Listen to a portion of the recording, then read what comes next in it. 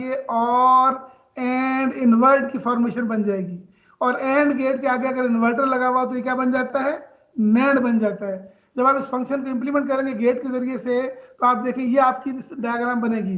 पहला आपका और गेट आएगा ए प्राइम और बी के दरमियान, दूसरा और गेट आएगा सी और डी के दरमियान, तीसरा और गेट आएगा ए प्राइम और डी के दरमियान, और तीनों आपस में मिलके एंड और उसके आगे इन्वर्ट लगेगा, बबल लग जाएगा नैंड, तो ये आपकी और नैंड इंप्लीमेंटेशन होगी। ये आपकी और नैंड इंप्लीमेंटेशन होगी। ठीक है, अब इसी इंप्लीमेंटेशन के आगे आप क्या करें कि आप इसके सेंटर में जो शुरू में जो गेट्स लगे हुए हैं और गेट के आगे बबल लगा दें, तो ये तीन और गेट के आगे तीन बबल लग गए। इन्हें न्यूट्रलाइज करने के लिए नैंड गेट की इनपुट के ऊपर भी तीन बबल लगा दें। तो नैंड गेट की इनपुट इन्वर्ट हो जाए तो वो कौन सा गेट होता है, नैंड गेट की इनपुट इन्वर्ट हो जाए तो कौन सा गेट होता है, और गेट होता है, और होता है। ठीक हो गया। तो आपके पहले लेवल पे ये मैं नीचे बना दी लाल रंग से, पहले लेवल पे आपके तीन नॉर गेट हो गए और अगले लेवल पे इन्वर्टेड इनपुट्स के साथ नैंड गेट आपका बन गया और गेट। तो ये आपकी चौथी इंप्लीमेंटेशन हो गई नॉर और की। तो बाय दिस वे आपने देखा कि एक ही फंक्शन है जिस फंक्शन को आप 8 डिफरेंट तरीकों से इंप्लीमेंट कर सकते हैं, 8 डिफरेंट तरीकों से इंप्लीमेंट कर सकते हैं। ठीक हो गया। अब यही फंक्शन थे जो यहाँ मैंने ऊपर लिखे हैं, ये वाले दो फंक्शन, ये एक लाल रंग से लिखा है फंक्शन और एक काले रंग से लिखा है फंक्शन। इस सब फंक्शन को डायरेक्टली इंप्लीमेंट करेंगे तो ये आपका बन जाएगा एंड और कॉम्बिनेशन। ठीक है, और एंड और कॉम्बिनेशन को आप उसी गो में जाएंगे तो वो आपका बन जाएगा नैंड नैंड कॉम्बिनेशन। और जो ब्लैक रंग से फंक्शन लिखा हुआ है, इस ब्लैक रंग के फंक्शन को आप जो है वो एक्सपेंड कर देंगे, तो एक्सपेंड करने के बाद डिमॉर्गन लगा के ये आपका बन जाएगा प्रोडक्ट ऑफ सम्स। इस प्रोडक्ट ऑफ सम्स को आप और एंड गेट की कॉम्बिनेशन से इंप्लीमेंट कर सकते हैं।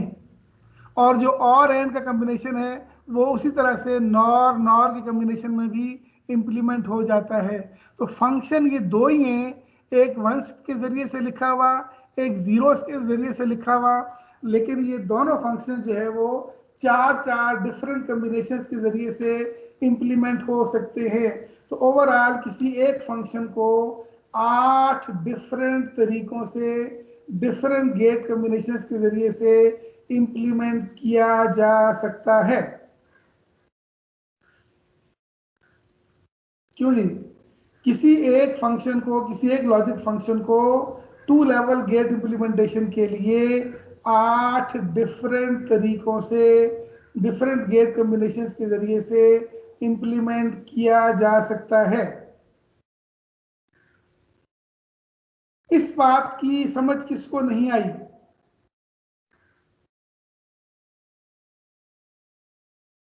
क्यों भाई, अभी भी मैं देखूं कितने बच्चे हाजिर है क्लास में।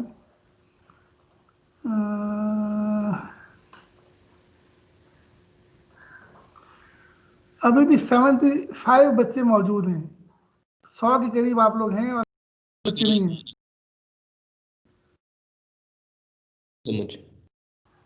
गुड गुड, ये एक बच्चे एक ने जवाब दिया। तो 2-4 और बोलो। लड़कियां भी क्लास में है या सब सोई नहीं है? तो 2-4 लड़की बोलो, समझ आई कि नहीं आई? सर आ गई है समझ। गुड गुड गुड, और तो बोलो एक आध।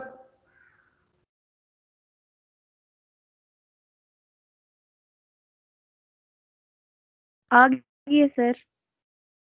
चलो जी, नूरुल आइन जफर ने भी जवाब दे दिया कि आ गई समझ। तो I again repeat, yes sir आ गई है समझ। हमने दूसरा तीसरा चैप्टर जो पढ़ा, तीसरा चैप्टर जो हम पढ़ रहे हैं उसमें हम ये देख रहे हैं, नंबर 1 हमने शुरू में ये देखा कि किसी भी फंक्शन को, लॉजिक फंक्शन को स्टैंडर्ड फॉर्म में लिखने के लिए और उसका भी सिंप्लीफाइड जो वर्जन है वो निकालने के लिए, ताकि कम से कम गेट इस्तेमाल हो, तो कार्नाफ मैप का मैकेनिज्म हो सकता है। हमने ये बात देखी। फिर हमने ये कहा उसके ऊपर कि कार्नाफ मैप के ज़रिए से हम वंस के या जीरोस के ग्रुप बना के, वंस के ग्रुप बना के एफ फंक्शन और जीरोस के ग्रुप बना के एफ डैश फंक्शन लिख सकते हैं। हम चाहें तो जीरोस के ग्रुप बना के डायरेक्टली एफ फंक्शन भी लिख सकते हैं। इन टर्म्स आप उसको आप मैक्स टर्म ट्रीट करें तो डायरेक्टली भी लिख सकते हैं, लेकिन इसमें अगर कन्फ्यूजन हो लिखने में, क्योंकि बाजू का जहन में भूल हो जाता है और हम जीरोस के ग्रुप बना रहे होते हैं और उसको भी हम जो वंस की तरह से प्रोडक्ट टर्म बनाने की कोशिश करते हैं, इसीलिए फिर मैंने अपने आपको आसान रखने के लिए ये किया कि ओके बनेंगी प्रोडक्ट टर्म, लेकिन जीरोस को मिलाएंगे तो एफ डैश फंक्शन बनेगा, वंस को मिलाएंगे तो एफ फंक्शन मिलेगा, और एफ डैश फंक्शन के कंप्लीमेंट लेंगे, डिमॉर्गन लगाएंगे, तो आपके वो जो प्रोडक्ट टर्म्स हैं वो सम टर्म्स बन जाएंगे। तो ओवरऑल आपके दो फंक्शन निकलेंगे, एक प्रोडक्ट ऑफ सम्स की फॉर्म में, एक सम ऑफ प्रोडक्ट्स की फॉर्म में। ठीक हो गया। और हमने ये देखा कि दो तरह के जो फंक्शन बनेंगे, इन दो तरह के फंक्शन को 8 डिफरेंट गेट कम्बिनेशन के जरिए से, 2 लेवल गेट कम्बिनेशन के जरिए से इंप्लीमेंट किया जा सकता है। ये हमारा पीछे से लेके अब तक का सारा खुलासा था जो चैप्टर 3 की डिस्कशन हमने की थी। ठीक है, अब देखते हैं कि इसका अगला आर्टिकल जो है वो क्या कह रहा है। इसको बंद कर देते हैं। ये मैंने अभी आपके, जब आप सॉल्व करे तो मैंने भी साथ साथ सॉल्व किया था, तो ये बुक है, इसको भी फिलहाल छोड़ देते हैं और चैप्टर 3 के ऊपर आ जाते हैं हम जहाँ थे। ओके, 9th आर्टिकल है एक्सक्लूसिव और फंक्शन। 9th आर्टिकल है एक्सक्लूसिव और फंक्शन। तो दो इनपुट्स में अगर एक इनपुट कंप्लीमेंट एक ट्रू, दूसरी इनपुट कंप्लीमेंट पहली ट्रू हो, तो ये आपका बनता है एक्सक्लूसिव और फंक्शन। और एक्सक्लूसिव और फंक्शन की एक पॉसिबिलिटी ये है, अगर आप देखेंगे उसको कार्नफ मैप के अंदर, तो किसी वन का दूसरे वन के साथ ग्रुप नहीं बनता, किसी जीरो का दूसरे जीरो के साथ ग्रुप नहीं बनता। ठीक है, इसीलिए फिर हम इसको जो है वो कहना शुरू कर देते हैं कि ये एक तरह का ऑड फंक्शन है या इवन फंक्शन है, किसी का किसी के साथ ग्रुप नहीं बनता। ठीक हो गया। और इसको जो डिनोट करते हैं हम, वो डिनोट करते हैं ये गोलधारा के ऊपर अंदर प्लस साइन डाल के। तो ये इसका सिंबल है, ऑपरेशन का सिंबल है। एक्सक्लूसिव और इज डिनोटेड बाय ये प्लस और प्लस के ऊपर गोलधारा। तो हम लिखते हैं एक्स एक्सक्लूसिव आर वाई, तो ये क्या बनता है, x prime y plus x y prime. तो ये आपका, जिसको आप कहते हैं ना 0 1 1 0, पहले 0 0 के ऊपर भी 0, 0 1 और 1 0 के ऊपर 1, और आखिरी 1 1 के ऊपर भी 0। तो इसका उलट जो है वो आपका बनता है एक्सक्लूसिव नॉर गेट। ये जो एक्सक्लूसिव और गेट है इसका जो उलट बनता है वो एक्सक्लूसिव नॉर गेट बनता है। तो एक्स एक्सक्लूसिव आर वाई सारे का आप कंप्लीमेंट ले लें तो ये कहलाएगा एक्सक्लूसिव नॉर। और अगर आप सारे कंप्लीमेंट लेके देखें तो इसका कंप्लीमेंट लें तो आपका ये बनेगा, इसका एक्सपेंड करें तो ये x y plus x prime y prime बनेगा। तो जो आपका इक्वलेंस कहलाएगा कि अगर दोनों 0 0 हों इनपुट्स या दोनों 1 1 हों इनपुट्स, तो आपका आउटपुट 1 आएगा। तो ये आपका गोया इक्वलेंस हो गया। तो ये आपका एक्सक्लूसिव और एक्सक्लूसिव नॉर एक दूसरे के उलट बन जाते हैं। एक केस में आपका ये इक्वलेंस ऑपरेशन परफॉर्म करता है, एक केस में आपका एक्सक्लूसिव और ऑपरेशन परफॉर्म करता है। ठीक हो गया।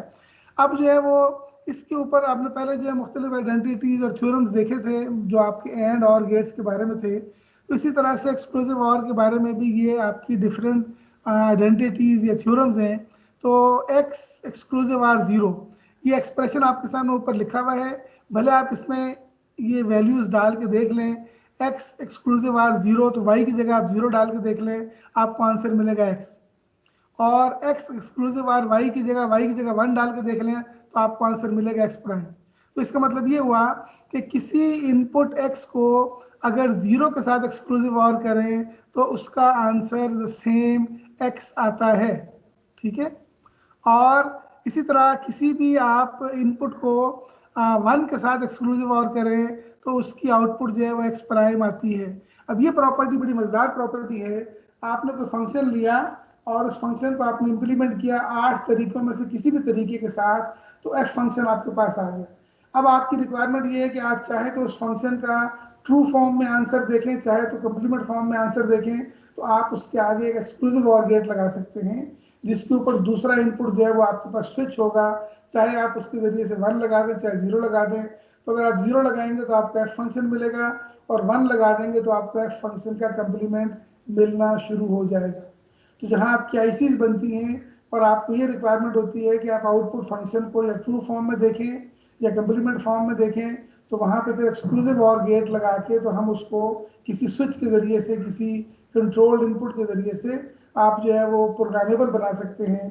चाहे तो आप उसका फंक्शन देखना शुरू कर दें, चाहे तो एक्सक्लूसिव और के इनपुट पे 1 लगा के उसका कंप्लीमेंट फंक्शन जो है वो एफ डैश देखना शुरू कर दें। ठीक हो गया। इसी तरह से जो तीसरी आइडेंटिटी बनती है वो बनती है एक्स एक्सक्लूसिव और एक्स इज इक्वल टू 0। तो आप भले इसमें दूसरे एक्स की जगह वाई की जगह एक्स डाल के देख लें, इसको रिजॉल्व करें एल्जेब्राइकली, तो दो इनपुट सेम का जो एक्सक्लूसिव आ रहा है वो 0 के बराबर आएगा। ऐसे ही एक्स एक्सक्लूसिव और एक्स डैश ये आपका 1 के बराबर आएगा। इसको बेसिक प्रूव करके देख ले, वाई की जगह आप एक्स डैश लगा लें, इसको रिजॉल्व करके देख लें तो it will give you 1। And the fifth one is कि X exclusive or Y dash हो या Y exclusive or X exclusive or Y dash हो, तो ये आपका एक्सक्लूसिव नॉर बनता है।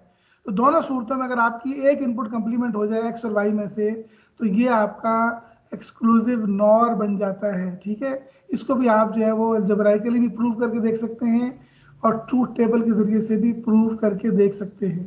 तो आपने जो चैप्टर 2 में वो मुख्तलिफ थ्योरम्स और आइडेंटिटीज देखी थी, उनमें ये 5-6 भी और ऐड कर दें जो एक्सक्लूसिव और गेट के हवाले से हैं।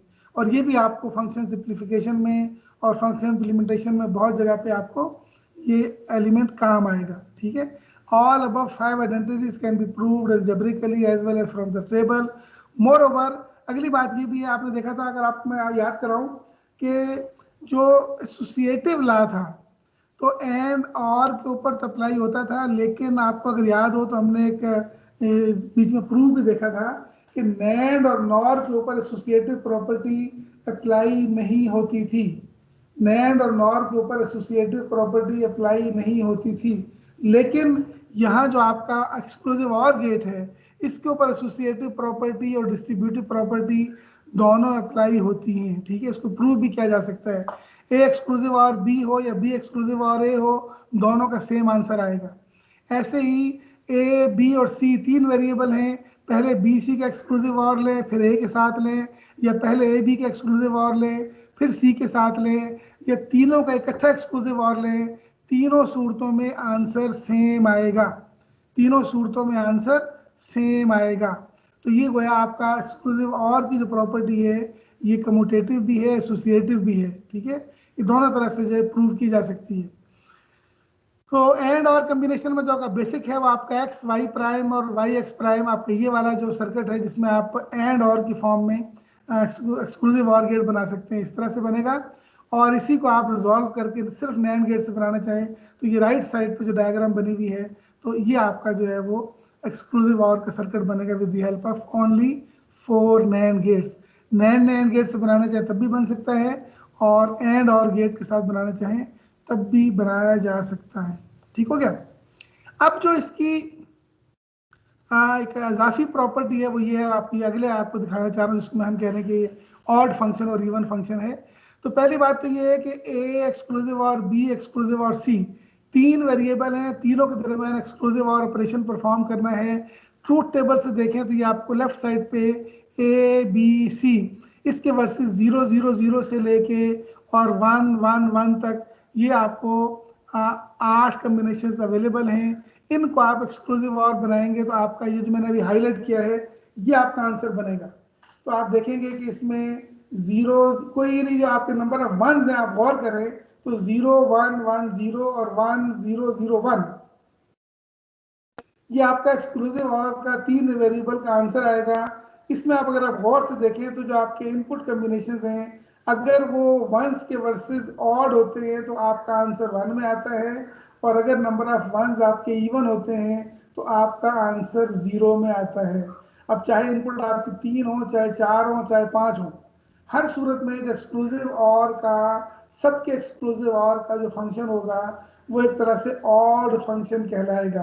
कि अगर आपकी इनपुट कॉम्बिनेशन में नंबर ऑफ वंस ऑड होंगे तो आपका आउटपुट 1 आएगा, और अगर आपके नंबर ऑफ वंस जो है वो इवन होंगे तो आपका आउटपुट 0 आएगा। ठीक हो गया। और अगर आप इसको कार्नाफ मैप में बना के देखें तो आप देखेंगे कि ये आपके जो मिन टर्म्स हैं ये 1 2 4 7 ये आपकी 4 मेन टर्म्स बनती है, ठीक है, 1 2 4 7, ये आपकी 4 मेन टर्म्स बनती हैं। और इन 4 मेन टर्म्स को आप कार्नफ मैप में मैंने हाईलाइट करके दिखाया आपको। अगर इन 4 मेन टर्म्स को अगर आप इसको प्लेस करें 1 2 4 7 को, तो 1 2 4 7 इन चारों के कॉरेस्पॉन्डिंग आप देखें, ये लाल रंग के मैंने जो गोलदारे लगाए हैं, तो इनको आप देखें किसी का किसी के साथ ग्रुप नहीं बनता, ना रैप करने से ग्रुप बनता है, ना एडजेसेंट वंस के साथ ग्रुप बनता है। और जो रिमेनिंग नीले रंग से मैंने वन लगाए हुए हैं, ये गोया फिर इवन फंक्शन कहलाएगा। ये आपका गोया कंप्लीमेंट फंक्शन होगा, जो एक्सक्लूसिव और के बजाय फिर एक्सक्लूसिव नॉर होगा। ठीक हो गया? तो ये आपका जो लाल रंग से है, ये 3 इनपुट का एक्सक्लूसिव और नॉर फंक्शन है, और जो नीले रंग से है वो 3 इनपुट का ऑड फंक्शन, एक्सक्लूसिव और फंक्शन है। तो ऑड फंक्शन और इवन फंक्शन, ऑड फंक्शन आपका एक्सक्लूसिव और गेट से इंप्लीमेंट होगा, और इवन फंक्शन आपका एक्सक्लूसिव नॉर गेट से इंप्लीमेंट होगा। ठीक है? अब चाहे वो इस तरह से हो जिसमें आप क्या कर रहे हैं कि जिसमें आप 3 इनपुट्स को मैंने हाईलाइट किया, जो 3 इनपुट्स हैं, पहले 2 ए बी का एक्सक्लूसिव और बनाएं, उसको फिर इसके आउटपुट को सी के साथ एक्सक्लूसिव और करें, या इन तीनों को आप एक ही गेट में दिखा दें कि एक गेट की 3 इनपुट्स हैं ए बी सी और एक्सक्लूसिव और बन रहा है। ये इसी तरह से जो एक्सक्लूसिव नॉर है, इस केस में आप देखें तो ये आपका जो फंक्शन है लाइक दिस, कि आप ए और बी का मैंने हाईलाइट किया है, ए और बी का एक्सक्लूसिव नॉर बनाएं और इसके आउटपुट को सी के साथ एक्सक्लूसिव नॉर कर लें, तब भी, या आप यूं बना के दिखा दें जिस तरह ये बनाया हुआ है, कि जिसमें आपने कहा कि जी 3 इनपुट्स हैं और तीनों इनपुट्स जो है वो एक ही एक्सक्लूसिव नॉर गेट के इनपुट पे लगी हुई हैं, तो हर सूरत में इनका जो आउटपुट फंक्शन है वो सेम होगा, वो सेम होगा। ठीक हो गया? इसी तरह से अगर ये 3 इनपुट्स के बजाय 4 इनपुट्स हों, ठीक है, जब 4 इनपुट्स होंगे तो पूरा टेबल जो है वो आपका ए बी सी डी, ये आपका एक्सपेंड होके ये आपकी 16 कम्बिनेशन बन जाएंगी, ये आपकी 16 कम्बिनेशन बन जाएंगी। ये मैंने आपको एक्सपेंड करके यहाँ दिखाया, ऊपर नीले रंग से बना हुआ है और नीचे लाल रंग से बना हुआ है। ठीक है? जितना पोर्शन मैंने हाईलाइट इसको आप देख लें, तो ये जो नीचे वाली टर्म्स हैं, इसमें ए के ऊपर लगातार वंस आ रहे हैं, और ऊपर भी जो नीले रंग से बनाया हुआ था, इसमें लाल रंग वाला पोर्शन जो मजीद शामिल कर लें और एक जीरोस लगा दें, तो आपका 0 1 1 0 और 1 0 0 1, और अगली टर्मों के लिए दोबारा 1 0 0 1 और 0 1 1 0। तो अगेन आप इस पूरे 16 की 16 कम्बिनेशन को देखें, ए बी सी डी के वर्सेस, तो इन चारों इनपुट्स में जहां जहां आपके total number of ones odd आएंगे, वहां वहां फंक्शन की आउटपुट 1 आएगी, और जहां नंबर ऑफ वंस जो है वो इवन आएंगे, वहां फंक्शन की वैल्यू 0 आएगी। So this is term as odd function, and this odd function can be implemented with the help of exclusive or gate. तो 4 इनपुट का एक ही एक्सक्लूसिव और गेट हो, या आपके 2 इनपुट्स के गेट हों, और पहले आप ए बी को करें, फिर उसके आउटपुट को सी के साथ करें, फिर उसके आउटपुट को डी के साथ करें, हर सूरत में आंसर सेम आएगा। और अगर कार्नफ मैप में इसको इम्प्लीमेंट करके देखें, तो ये आपकी नंबर ऑफ टर्म्स बनेगी 1 2 4 7 8 11 13 14। और ये लाल रंग से मैंने इसको दिखाया कार्नफ मैप के अंदर, ये तो आप देखेंगे कि कार्नफ मैप में ये जो आपकी टर्म्स इंप्लीमेंट हुई है, मैंने हाईलाइट किया, देखें आपको, तो लाल रंग से जो आपकी कार्नफ मैप से टर्म्स है ये जीरोस की हैं, मैंने लिख दी, वैसे 1 दिया था, लेकिन ये जो नीले रंग से हैं वो आपकी वंस हैं, और जो लाल रंग से हैं एक्चुअली वो आपके जो एक्सक्लूसिव नॉर फंक्शन है वो लाल रंग से दिखाया है, और फंक्शन आपको नीले रंग से दिखाया है। तो आप देखिए इसमें से नीले रंग के जो 1 हैं, उनमें अगर आप कोई भी रैप करें, ग्रुप बनाना चाहें वर्टिकली हॉरिजॉन्टली साइड वाइज, तो कोई 1 दूसरे 1 के साथ मैप नहीं करता, ग्रुप नहीं बनाता। ये सारे के सारे 1 इंडिपेंडेंट 1 हैं। इनके ऊपर फंक्शन लिखना चाहेंगे तो आपकी हर मिन टर्म को आपको अलग अलग जो है वो दिखाना पड़ेगा, एज ए प्रोडक्ट टर्म या एज ए मैक्स टर्म। लेकिन एक्सक्लूसिव और के जरिए से आप इसको 4 इनपुट का एक्सक्लूसिव और दिखा सकते हैं, और इसको 3 इनपुट्स का 4 इनपुट का एक्सक्लूसिव आर के बजाय 2 की कम्बिनेशन करके भी दिखा सकते हैं। हर सूरत में आउटपुट सेम होगी, और किसी फंक्शन के कंप्लीमेंट होने का तरीका क्या है कि जो आपकी मेन टर्म्स लिखी हुई हैं, उसके अलावा जो रिमेनिंग मेन टर्म्स हैं वो उसका कंप्लीमेंट होता है। तो यहाँ देखें, आपको नीचे मैंने लाल रंग से लिख के दिखाया कि आपका ये वाला जो फंक्शन है, ये 4 इनपुट्स का, ये जो मैंने हाईलाइट कर दिया अभी इस वक्त, तो 4 इनपुट्स का ये एक्सक्लूसिव नॉर गेट हो गया। तो वो वाली मिन टर्म्स जो नीले रंग से लिखी हुई थी, उनके अलावा जो रिमेनिंग मिन टर्म्स हैं 0, 3, 5, 6, 9, 10, 12 और 15, ये आपके एक्सक्लूसिव नॉर गेट का पार्ट होंगी। और जो पहले थी 1, 2, 4, 7, 8, 11, 13, 14, ये आपके एक्सक्लूसिव और गेट का फंक्शन होंगी। तो हमने दूसरे चैप्टर में भी बात देखी थी कि जो मिन टर्म्स आपके एक फंक्शन में इस्तेमाल होती हैं, तो उसकी जो रिमेनिंग मिन टर्म्स होती हैं वो उसका कंप्लीमेंट फंक्शन होता है। तो ये भी आपका एक्सक्लूसिव और का कंप्लीमेंट एक्सक्लूसिव नॉर है, और एक्सक्लूसिव नॉर का कंप्लीमेंट एक्सक्लूसिव और। ठीक है, इस सारी डिस्कशन में कोई बात समझ में नहीं आए तो पूछें, फिर हम इसका आगे चल के एक एप्लीकेशन में इसका एडवांटेज देखते हैं कि आपके एक्सक्लूसिव और फंक्शन किस काम आ सकते हैं। ये बहुत से अच्छे अच्छे कामों में आ सकते हैं, इस्तेमाल हो सकते हैं। क्यों जी? इस सारी डिस्कशन में जो बात समझ में नहीं आई पूछ लें।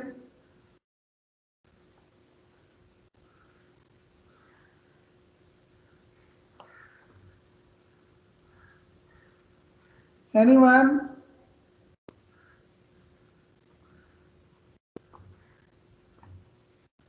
एनीवन?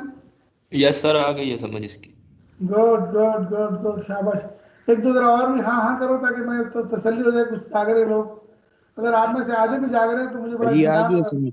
गुड गुड, शाबाश शाबाश आ शाबाश। गई ओके, समझ। अब हम इसकी एक एप्लीकेशन देखते हैं जिसमें आपको इस एक्सक्लूसिव और गेट के एडवांटेजेस नजर आएंगे कि मुख्तलिफ रियल टाइम प्रॉब्लम्स में ये आपका एक्सक्लूसिव और गेट कहाँ कहाँ काम आ सकता है।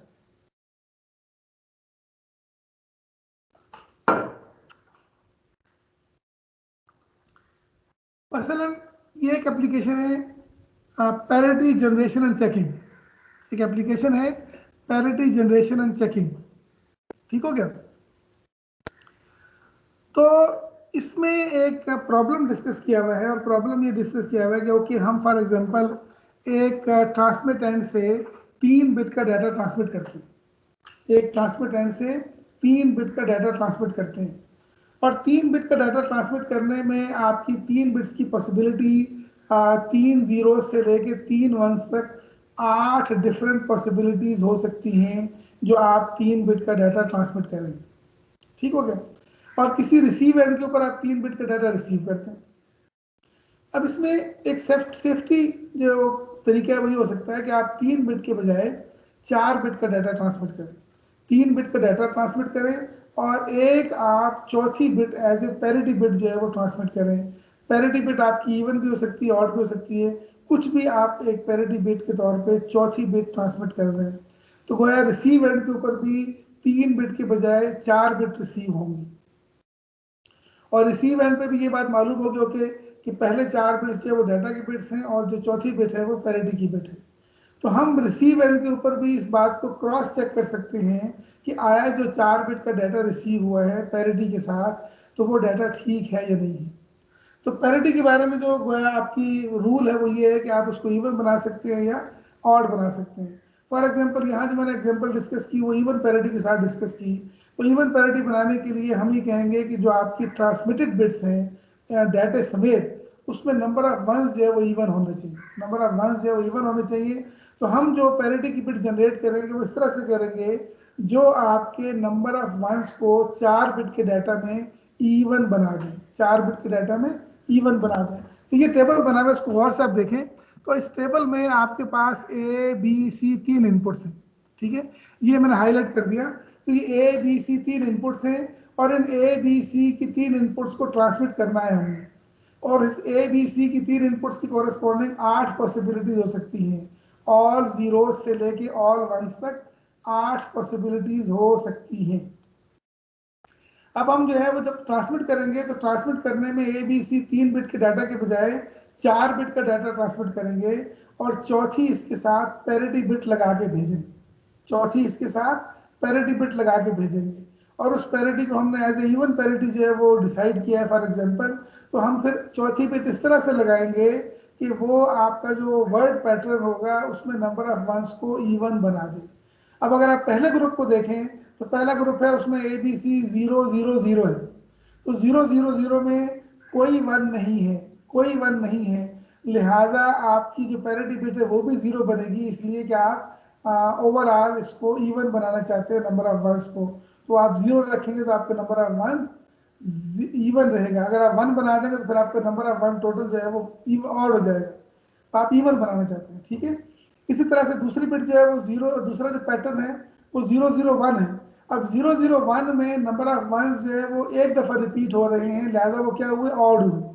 तो इसको इवन बनाने के लिए आपकी जो पैरिटी बिट है उसमें आप 1 डाल देंगे, तो अब ओवरऑल जो 4 बिट का डाटा है वो 0 0 1 1 बन जाएगा।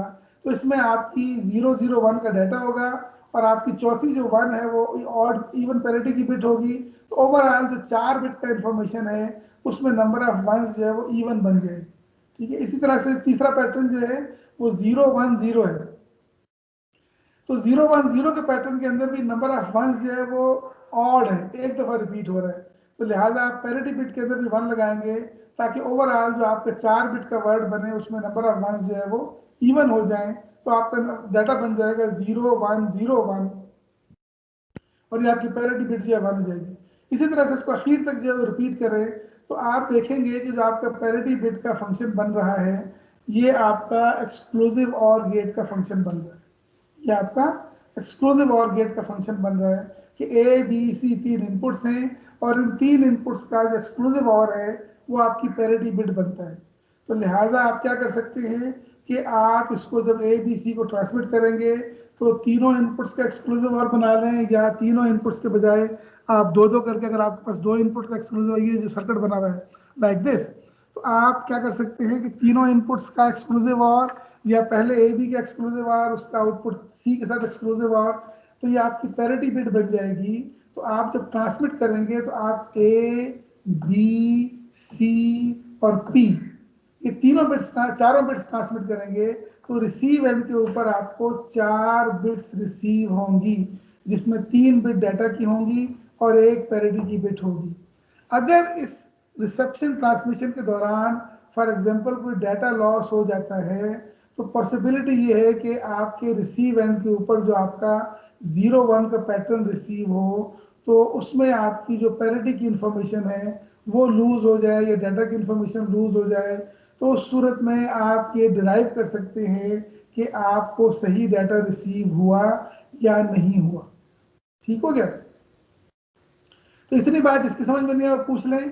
तो ये हमारा पैरिटी जनरेशन का सर्किट हो गया जिसमें हमने क्या किया कि अगर 3 बिट की इनपुट्स थी तो हमने एक चौथी बिट जो है पैरिटी के साथ लगा दी, तीनों को एक्सक्लूसिव और करके। 2 बिट का डाटा है तो फिर आपने तीसरी बिट, 4 बिट का डाटा है तो फिर आपने 5वीं बिट, जितने बिट का भी डाटा है उतने बिट के डाटा के साथ आप क्या कर सकते हैं कि आप एक अगली बिट ऐड कर सकते हैं एक्सक्लूसिव और करके तमाम बिट्स का, तो वो आपकी पैरिटी बिट बन जाएगी। और ये आपकी जो पैरिटी बिट है ये पैरिटी बिट आपके डाटा के साथ ट्रांसमिट होगी। ठीक हो गया? अब रिसीव एंड के ऊपर जहां ये 4 बिट का डाटा रिसीव हो रहा है तो वहां आपको ये इंश्योर करना है कि आपने जो 4 बिट की इंफॉर्मेशन रिसीव की है वो इवन पैरिटी के साथ आ रही है और वो करेक्ट है, वो करेक्ट है। तो अगर जो है वो डाटा के अंदर नंबर ऑफ वंस इवन होंगे तो इट मीन्स कि आपका डाटा करेक्ट है, लेकिन अगर आपके नंबर ऑफ वंस जो है वो इवन के बजाय ऑड हो जाएंगे इट मीन्स के रिसेप्शन ट्रांसमिशन के दौरान कहीं आपका डाटा करप्ट हो चुका है, कहीं आपके डाटा में कुछ चेंज आ चुकी है। ठीक है? तो रिसीव एंड के ऊपर आप क्या करेंगे कि 4 बिट्स रिसीव कर रहे होंगे A B C और P पैरिटी बिट। अब इस चौथे बिट के ऊपर आप एक करेक्शन चेक करना चाहेंगे कि आया जो 4 बिट का डाटा रिसीव हुआ है ये करेक्ट है या करेक्ट नहीं है। ठीक हो गया? इसके लिए आप देखें नीचे, आप देखें मैंने अगला टेबल बना के दिखाया आपको कि जब चेक करना चाहेंगे तो आपका ये टेबल बनेगा। ये थोड़ा सा मैं छोटा कर दूं इसको ताकि आपको पूरा नजर आना शुरू हो जाए। ये अब पूरा नजर आ रहा है। ठीक हो गया? अब आप इस पूरे टेबल को देखें तो ये आपका जो पूरा टेबल है ये यहाँ से लेके यहाँ तक ये पूरा टेबल, तो इस टेबल का आप गौर से देखें तो आपको नजर आएगा कि A B C और P ये आपकी ABC 3 बिट का डाटा था और P आपने इसके साथ पैरिटी की बिट रिसीव की थी जो ऊपर आपने ट्रांसमिट एंड के ऊपर पैरिटी जनरेट करके साथ ट्रांसमिट की थी। अब आप रिसीव एंड के ऊपर ये आप चेक लगा रहे हैं, ये पैरिटी चेकर बना रहे हैं, जो आपका राइट मोस्ट 5वां कॉलम है ये आपका चेक कॉलम है। तो आप ये देखना चाह रहे हैं कि भाई जो डाटा रिसीव हुआ है वो सही रिसीव हुआ है कि नहीं सही रिसीव हुआ, ठीक है। तो अगर आपके number of ones in the data जो है वो इवन होंगे तो आप कहेंगे कि ये करेक्ट है, आप इसको 0 मार्क कर देंगे। लेकिन अगर आपका जो है वो नंबर ऑफ वंस ऑड आ जाते हैं, इट मीन्स कि आपका डाटा करप्ट हो चुका है, तो आप उसके चेक के तौर पे 1 लगा देंगे। 1 मीन्स कि there is some error, 1 means कि there is some error and 0 means check के अंदर कि देयर इज नो एरर, ठीक है। तो अगर आपके number of ones in the data वो इवन है तो इसका मतलब एरर नहीं है, ये सही आपका डाटा रिसीव हो गया। लेकिन अगर आपके नंबर ऑफ वंस जो है वो ऑड आ जाते हैं, तो ऑड नंबर ऑफ वंस के आने का मतलब ये है कि आपके ट्रांसमिशन रिसेप्शन के दरमियान कोई एरर आ चुका था जिसकी वजह से कोई डाटा करप्ट हो गया, लिहाजा आपका चेक सर्किट जो है वो 1 का आउटपुट जनरेट करेगा, जो इस बात की इंडिकेशन होगी कि यहाँ पर कोई एरर आया है। तो 1 का मतलब है एरर आया है और 0 का मतलब ये है कि एरर नहीं आया। इसी पैटर्न पे आप ये 16 के 16 जो कॉम्बिनेशन हैं इनके ऊपर जब चेक सर्किटरी लगाएंगे तो आप उसके ऊपर देखेंगे जहां जहां नंबर ऑफ वंस इवन आ रहे हैं आपका चेक सर्किटरी 1 जनरेट करेगा, और जहां जहां आपके नंबर ऑफ वंस जो है वो नहीं, जहां जहां नंबर ऑफ ऑड आ रहे हैं चेक सर्किटरी 1 जनरेट करेगा जो एरर की इंडिकेशन है, और जहां जहां नंबर ऑफ वंस इवन आ रहे हैं वहां आपका चेक सर्किटरी जो है वो 0 जनरेट करेगा, इट मीन्स कि आपका कोई एरर नहीं आ रहा, ठीक है। अब तो आप इस 5वीं बिट को देखें जो आपकी चेक बिट है।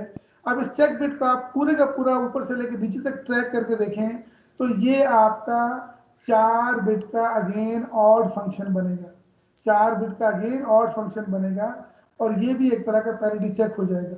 तो आपका पैरिटी जनरेट करने के लिए 3 बिट का एक्सक्लूसिव और गेट बना, और पैरिटी चेक करने के लिए भी आपका 4 बिट का एक्सक्लूसिव और सर्किट बनेगा, ठीक हो गया।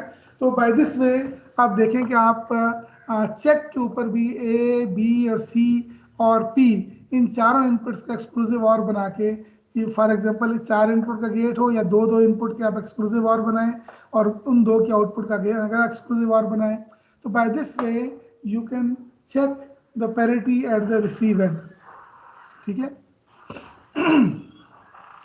तो ये आपने देखा कि एक एक्सक्लूसिव और गेट का एडिशनल फीचर है कि जिसमें आप पैरिटी जनरेट भी कर सकते हैं एक्सक्लूसिव और के जरिए से, और इसी एक्सक्लूसिव और के जरिए से रिसीव एंड के ऊपर पैरिटी को क्रॉस चेक भी कर सकते हैं। इस सारी लंबी सारी डिस्कशन में कोई बात समझ में नहीं आई तो पूछ लें।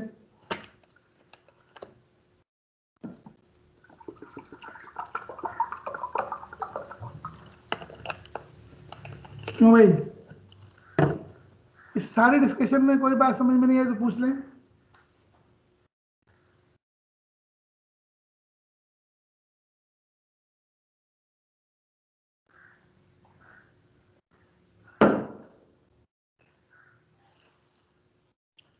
एनीवन?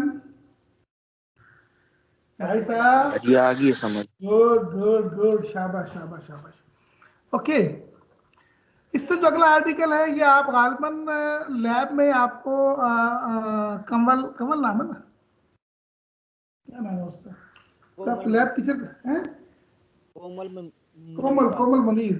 तो ये आपको जो आपकी हार्डवेयर डिस्क्रिप्शन लैंग्वेज वेरीलॉग वगैरह उसके बारे में कमल ने आपसे कोई अभी क्लास ली है, कोई बात समझाई है आपको?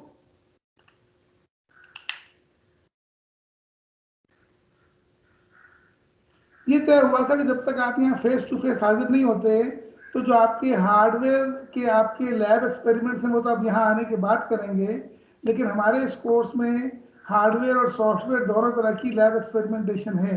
तो तय ये हुआ था कि कोमल मुनीर आपको जो इसका वेरीलॉग का सॉफ्टवेयर एस्पेक्ट है जिसमें हम लॉजिक सर्किट्स को सॉफ्टवेयर टूल में वेरीलॉग लैंग्वेज के ज़रिए से रिप्रेजेंट कर सकते हैं, उसके ऊपर टेस्टिंग कर सकते हैं, उसकी आउटपुट फॉर्मेशन जो है वो ऑब्जर्व कर सकते हैं, तो वो आपको लैब के सेशन करवाएंगी। तो क्या कोमल आपको लैब के सेशंस करवा रही हैं? यस सर, करा रही हैं। तो उसमें उन्होंने वेरीलॉग आपको समझानी शुरू की हुई है, समझाइए कुछ। सर सॉफ्टवेयर तो समझ आ गया, लेकिन ना उसकी जो कोडिंग है वो समझ नहीं आ रही। कोई बात नहीं, कोई बात नहीं, आ जाइए। तो ये जो आर्टिकल है ये क्योंकि आपके लैब में चल रहा है, लिहाजा आप थ्योरी क्लास में इस आर्टिकल को हम डिस्कस नहीं करते, आपके लैब में डिस्कस हो रहा है, और कोई प्रॉब्लम भी होगी तो उसको लैब वाले पोर्शन में ही हम एड्रेस करेंगे। तो अब यहाँ तक जितनी चीज़ चैप्टर 3 की थी, तो वो गोया आपका जो पिछला लेक्चर था, आज आपका कौन सा बनता है, छठा लेक्चर बनता है, सातवां बनता है? आज कौन सा लेक्चर है आपका?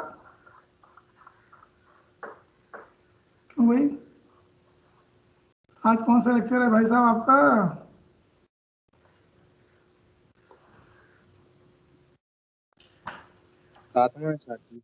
सातवां लेक्चर है ना?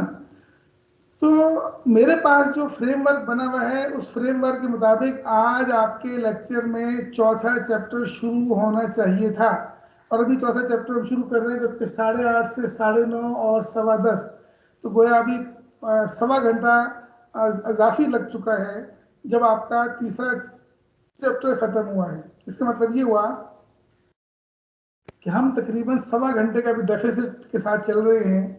जो हमें सुबह 8:30 चौथा चैप्टर शुरू करना चाहिए था, बल्कि जो बी और डी सेक्शन है वो आप थोड़ा सा आगे चल रहे हैं, तो वो चौथा चैप्टर जो है गालबन पहले शुरू कर चुके थे, तो थोड़ा सा हमें स्पीड अपनी तेज करनी पड़ेगी।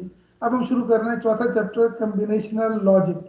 ठीक है, अभी तक हमने क्या किया था कि पहले 3 चैप्टर में हमने एक पूरी बेस बनाई थी, पहले 3 चैप्टर्स में हमने पूरी बेस बनाई थी, और उस बेस में हमने कुछ नंबर सिस्टम डिस्कस किया था, फिर उसमें binary number system specifically discuss किया था, और बाइनरी नंबर सिस्टम की वर्सेस जो उसकी इलेक्ट्रॉनिक इम्प्लीमेंटेशन है जो गेट की मदद से हो सकती है, तो वो देखी थी। फिर हमने लॉजिक फंक्शंस को लिखने के तरीके, डिस्क्राइब करने के तरीके, एल्जेब्राइक फॉर्म में और ट्रूथ टेबल की फॉर्म में और डायग्राम की फॉर्म में वो देखे थे।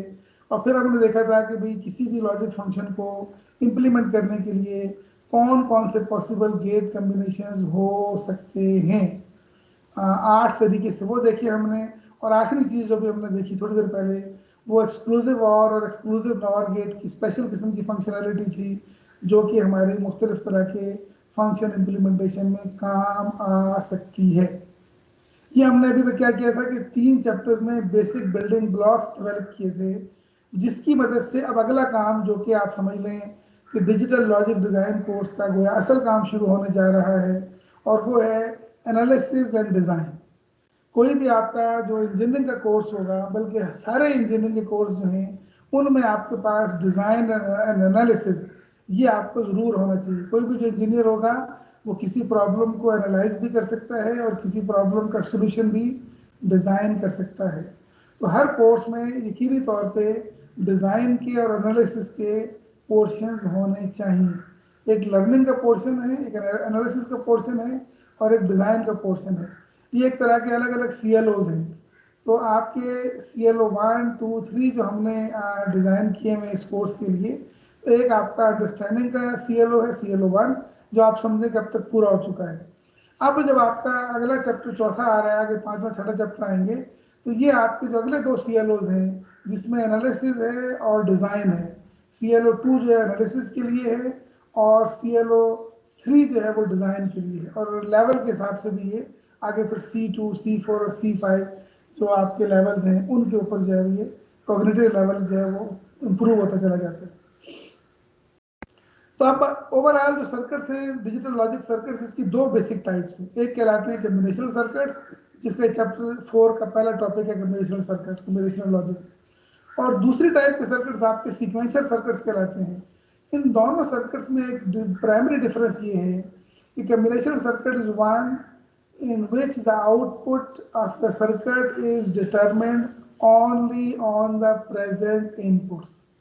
तो जो आपकी इनपुट्स होंगी उनके ऊपर आउटपुट डिपेंड कर रही होगी, और इनपुट में अगर कोई चेंज भी आएगी तो फौरी तौर पे उसके इफेक्ट के तौर पे अगर कोई नई आउटपुट डिटरमिन होती है तो आपकी आउटपुट चेंज हो जाएगी। तो रन टाइम पे भी जब कभी भी आपकी कोई इनपुट वेरिएबल, कोई इनपुट वैल्यू चेंज होगी, तो उस चेंज की वजह से जो आउटपुट में पॉसिबल चेंज आ सकती है वो पॉसिबल चेंज आ जाएगी। ठीक है, तो कम्बिनेशन सर्किट अगेन रिपीट, मैं बार बार रिपीट करूंगा, combinational circuit is one in which the output is determined, बल्कि जो लिखा है वो पढ़ लेते हैं. The combinational logic is a circuit consists of logic gates whose outputs at any time are determined from only the present combinations of input.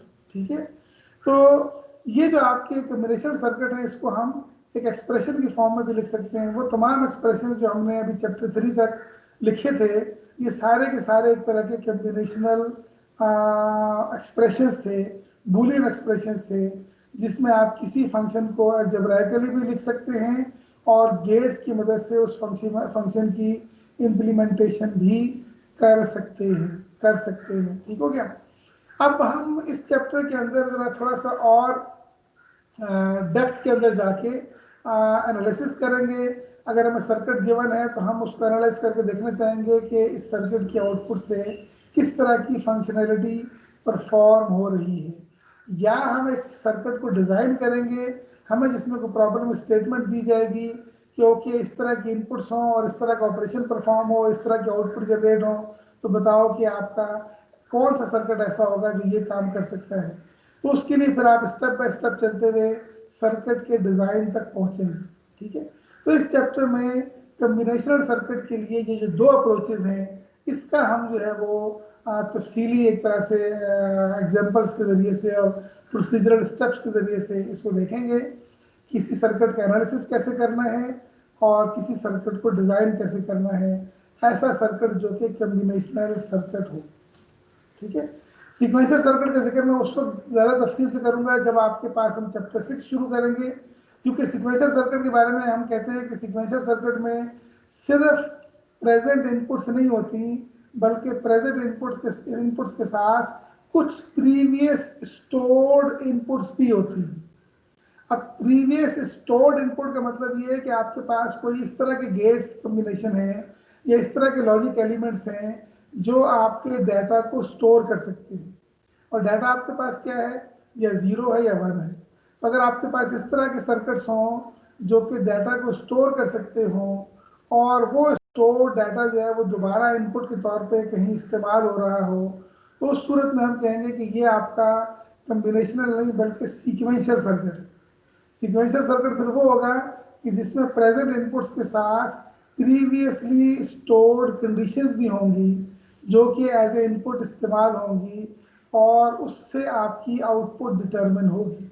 ठीक है, तो ये आपका पूरा एक अलग से टॉपिक है जिसमें आप तो पहले ये डिस्कस करेंगे कि जो आपके मेमोरी एलिमेंट्स हैं वो किस तरह बनेंगे गेट्स की मदद से, जिसमें 1 या 0 स्टोर कराया जा सकेगा, और किस तरह फिर वो जो आपके स्टोरेज एलिमेंट्स हैं वो आपके सर्किट के अंदर इस्तेमाल हो रहे हों, जिसमें आपकी प्रेजेंट स्टेट्स भी हों, नेक्स्ट स्टेट्स भी हों, आउटपुट्स भी हों.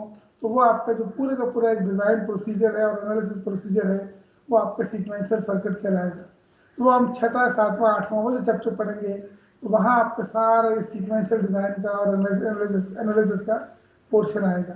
अब जो 4था 5वां चैप्टर पढ़ेंगे इन 2 चैप्टर्स के अंदर तफसील के साथ कम्बिनेशनल सर्किट्स का एनालिसिस और डिज़ाइन ये सारा प्रोसीजर आपके सामने है. ठीक हो गया. तो ओवरऑल ये जो एक आपको मैंने ब्लॉक डायग्राम बना के दिखाया, ये वाला ब्लॉक डायग्राम, ये एक इस डायग्राम में ये दिखाया कि आपके पास एक स्क्वायर है जिस पे लिखा है कम्बिनेशनल सर्किट और इसके ऊपर आपकी इनपुट्स हैं जिसमें लिखा है कि n इनपुट्स हो सकती हैं, और राइट साइड पे लिखा है कि आपके आउटपुट्स हैं, फॉर एग्जांपल m आउटपुट्स हो सकती हैं. इन n इनपुट्स के और m आउटपुट्स के दरमियान आपके मुख्तलिफ तरह के लॉजिक गेट कम्बिनेशंस हैं. वो तमाम कम्बिनेशंस जो हमने तीसरे चैप्टर तक डिस्कस किए हैं जिसमें मेमोरी एलिमेंट नहीं है लेकिन सारे आपके मुख्तलिफ तरह के गेट्स लगे हुए हैं. तो इस तरह का कोई सर्किट जो है वो कहलाता है कम्बिनेशनल सर्किट. ठीक है, और इस कम्बिनेशनल सर्किट में आपके जितने भी आपने गेट्स हैं और नॉट नैंड और जितने पढ़े हैं ये सारे के सारे किसी न किसी सीक्वेंस में किसी न किसी तरतीब से इस्तेमाल हो सकते. ठीक हो गया. अब इसमें जो आपका पहला प्रॉब्लम है, पहली चीज़ है वो आर्टिकल 4.3 है, एनालिसिस प्रोसीजर.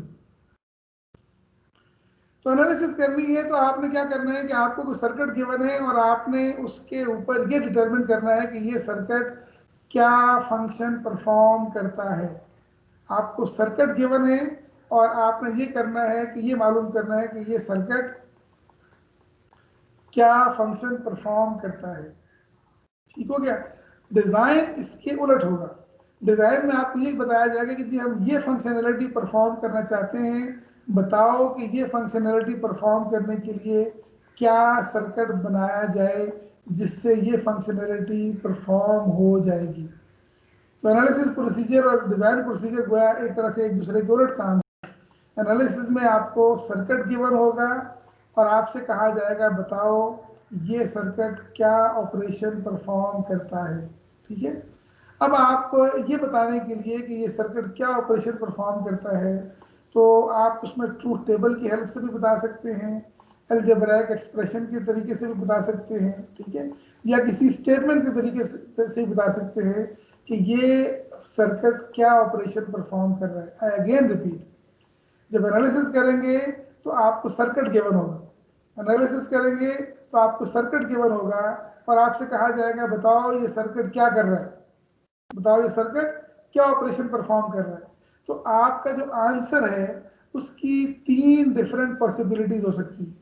आपके आंसर की 3 डिफरेंट पॉसिबिलिटीज हो सकती है। एक पॉसिबिलिटी ये है कि आप इनपुट और आउटपुट के बीच में एक ट्रूथ टेबल बनाएं, इनपुट और आउटपुट के बीच में एक ट्रूथ टेबल बनाएं और ट्रूथ टेबल के लेफ्ट साइड पे जितनी पॉसिबल इनपुट्स होंगी और उन पॉसिबल इनपुट्स के जितने कम्बिनेशंस बनेंगे तो वो आप एक तरफ दिखा देंगे कॉलम बना के, और कॉलम के राइट साइड पे टेबल में जो आपका output function number of ones और जीरोस जहाँ जहाँ जनरेट कर रहा है वो दिखा देंगे। तो टेबल की फॉर्म में भी आप ये वजाहत कर सकते हैं कि ये फंक्शन क्या ऑपरेशन परफॉर्म करेगा और किस किस इनपुट कम्बिनेशन के ऊपर किस तरह की आउटपुट आएगी, कहाँ कहाँ आउटपुट 0 आएगी, कहाँ कहाँ आउटपुट 1 आएगी।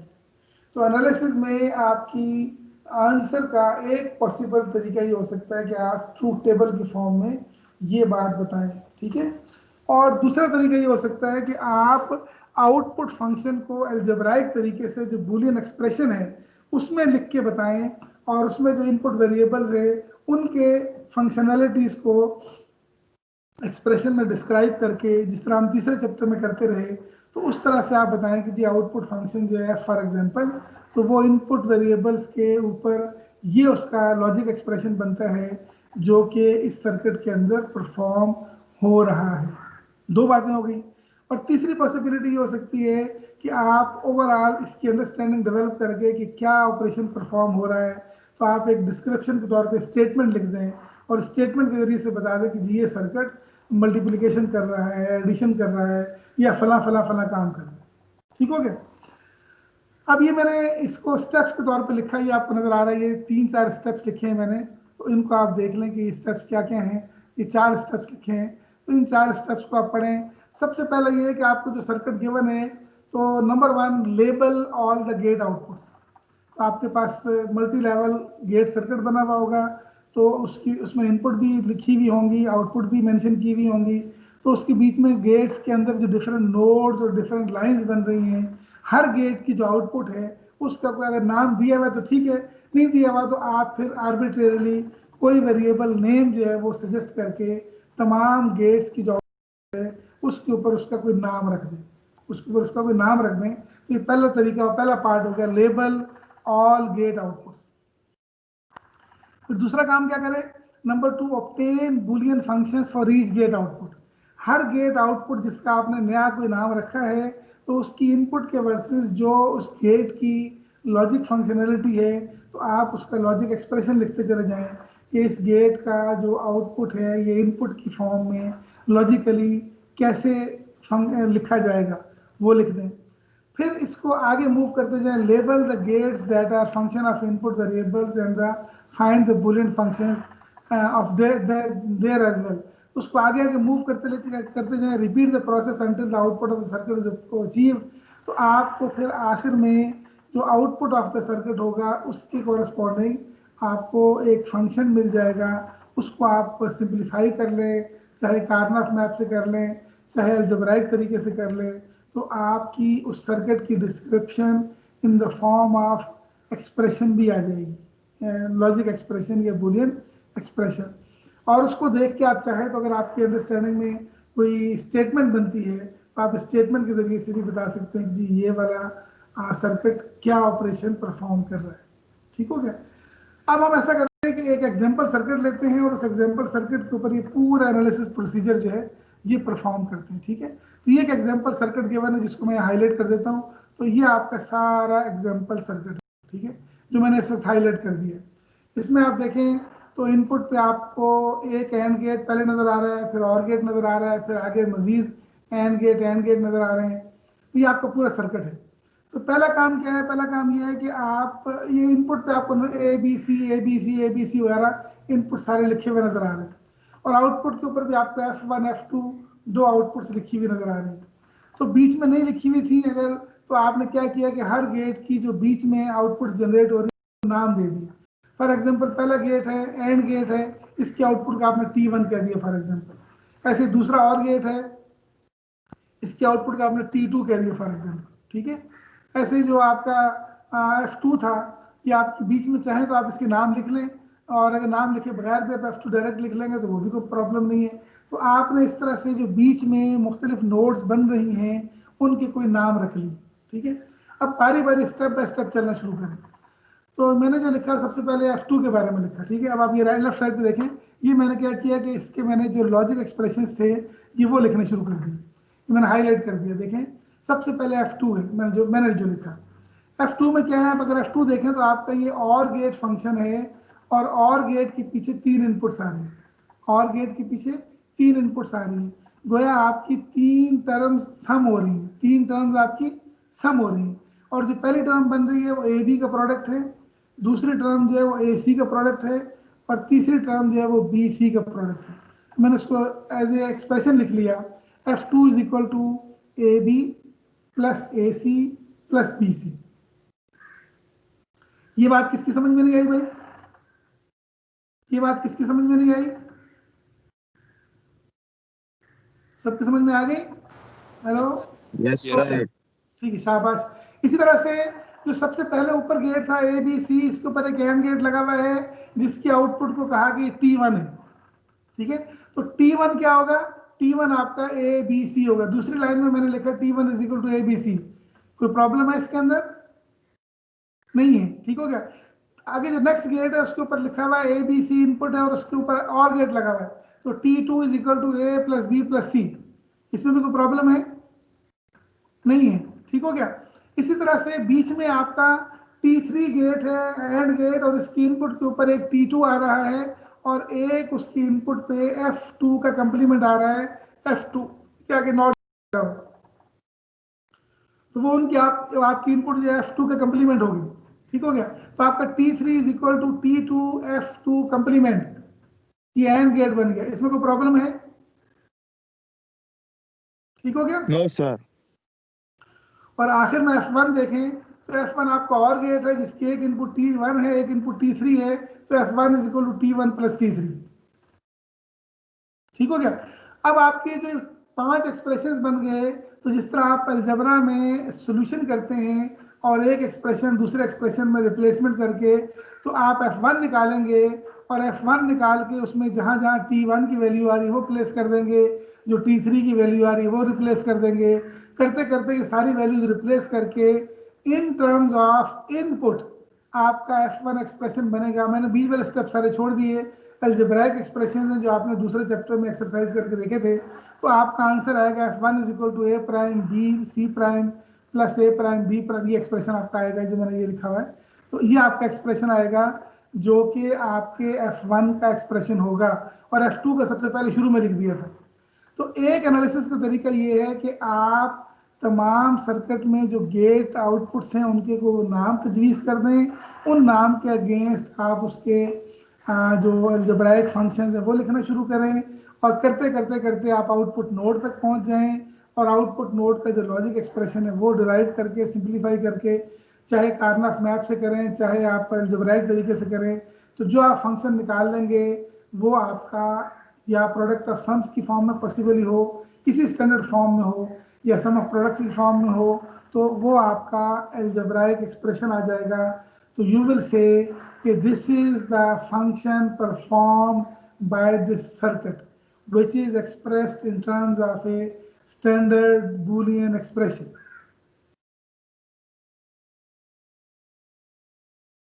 Got it? Got it? Yes, sir. दूसरा तरीका एनालिसिस का ये हो सकता है कि आप ट्रूथ टेबल की फॉर्म में जाएं। दूसरा तरीका क्या हो सकता है कि आप ट्रूथ टेबल की फॉर्म में जाएं। तो ये दूसरा तरीका मैंने यहाँ पे अलग बना के दिखा दिया। तो दूसरा तरीका ये हो सकता है कि आप क्या करें, ये पूरा ट्रूथ टेबल देखें। आप ये करें कि इनपुट आपकी ए बी सी 3 इनपुट्स हैं, लिहाजा ये मैंने उसके स्टेप भी लिख दिए, लेफ्ट साइड पे स्टेप लिखे हुए हैं। Number 1, derive number of input variables 2n की कम्बिनेशन के जरिए से। तो जितने इनपुट वेरिएबल्स होंगे n, तो 2n उसकी पॉसिबल कम्बिनेशन होंगी। तो उन कम्बिनेशंस का जो का बाइनरी नंबर्स का सीक्वेंस है वो एक कॉलम में सारा लिख लें। तो ए बी सी 3 इनपुट्स हैं, तो 0 0 0 से लेके 1 1 1 तक आपकी 8 पॉसिबल कम्बिनेशंस बाइनरी नंबर में बनेगी, वो आपने लिख ली। गोया आपने सारी की सारी मेन टर्म्स लिख ली। उसके बाद फिर आप क्या करेंगे, number 2, label the outputs of the selected gates with symbols, और number 3, obtain the truth table entries, and number 4, proceed up to the outputs. तो आप क्या करेंगे कि फॉर एग्जांपल आपका ए बी सी इनपुट के आगे F2 था, तो आप जो है वो इस टेबल के अंदर गेट्स को देख के जहां एंड गेट आ रहा है वहां उसके हिसाब से, जहां और गेट आ रहा है वहां उसके हिसाब से एंड गेट क्या करेगा, एक भी 0 आ जाएगा आउटपुट 0 कर देगा। और जब तमाम इनपुट्स 1 होंगे तो एंड गेट आपका 1 जनरेट करेगा। और इनपुट जो है वो अगर आपके एक आ गई तो 1 जनरेट करेगा, और तमाम इनपुट 0 होंगे तब 0 जनरेट करेगा। जो आपने तमाम गेट्स की प्रॉपर्टीज इससे पहले सारी अब तक लर्न की हुई हैं, उसको इस्तेमाल करके इन एंट्रीज को आप फिल करेंगे, और कॉलम वाइज जो आपकी डिफरेंट गेट की आउटपुट्स आ रही हैं उसके ऊपर आपने F2 निकाला, अगले कॉलम में F2 का कंप्लीमेंट निकाला, T1 निकाला, T2 निकाला, T3 निकाला, स्टेप बाय स्टेप चलते गए। और तमाम जो इंटरमीडिएट नोड्स थी उनकी जो आउटपुट जनरेट होती हैं with the help of gates जो लगे हुए हैं, तो आप पहुंच गए सबसे अखीर में जो भी आपकी डिजायर्ड आउटपुट थी वहां तक।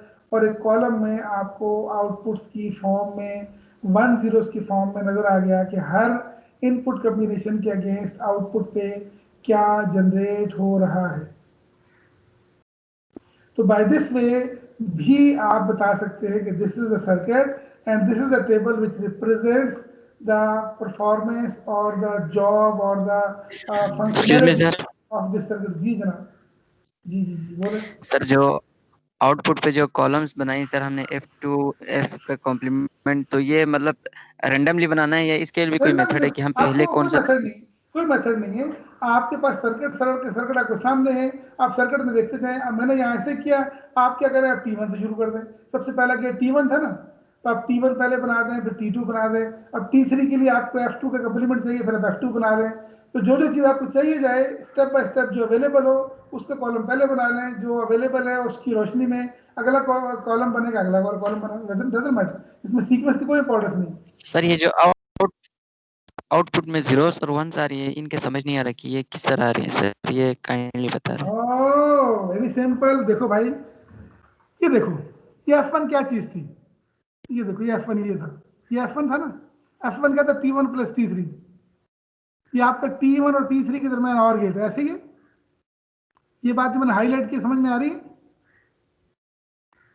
जो मैंने हाईलाइट किया समझ में आ रहा है। F1 जो है वो T1 प्लस T3 का और गेट है। इस सर्किट में देख रहे हैं, सर्किट ये रहा, सर्किट में आपको नजर आएगा F1 जो है ये चीज है। F1 क्या है, F1 जो है T3 है और गेट है, और इसकी दूसरी इनपुट T1 है। F1 आपका T1 और T3 का और गेट है। ये आपकी समझ में आ गई बात? हेलो भाई साहब जो पूछ रहे हो जरा बोलो साथ साथ। जी सर समझ आ गई। ओके, अगर ये समझ में आ गया, अब इस कॉलम के ऊपर आ जाए। अब इस टेबल में देखें तो T1 और T3, इस कॉलम में देखें तो ये इस कॉलम में देखें तो आपको नजर आएगा जनाब, ये आपका F1 है, और आप इस F1 को टैली करें तो इस F1 में आपका ये पहला वाला कॉलम जो इस वक्त मैंने हाईलाइट किया है, तो T3 इन दोनों के दरमियान और गेट परफॉर्म करते चले जाए। ये T2 बीच में से ना करें, इसलिए कि T2 नहीं है। F1 में क्या है, T1 प्लस T3। तो T1 कॉलम देखें, पहला एंट्री 0 है और T3 की पहली एंट्री 0 है। 0 0 का और क्या होता है, 0 होता है। F1 0 हो गया। फिर दूसरी एंट्री जो है वो 0 है और T3 की 1 है, तो 0 1 1 होता है, 0 1 1 होता है, 0 0 0 होता है, 0 1 1 होता है, 0 0 0 होता है, 0 0 0 होता है और 1 0 1 होता है। तो जो आपके रेलिवेंट कॉलम्स हैं उसके दरमियान जो वाला जिस तरह का गेट जो है सर्किट के अंदर बना हुआ है, वो ऑपरेशन आप उसको परफॉर्म करते जाएं और अगले आउटपुट कॉलम के नेक्स्ट कॉलम जो है उसकी एंट्री जो है उसका सोल्यूशन निकालते जाएं।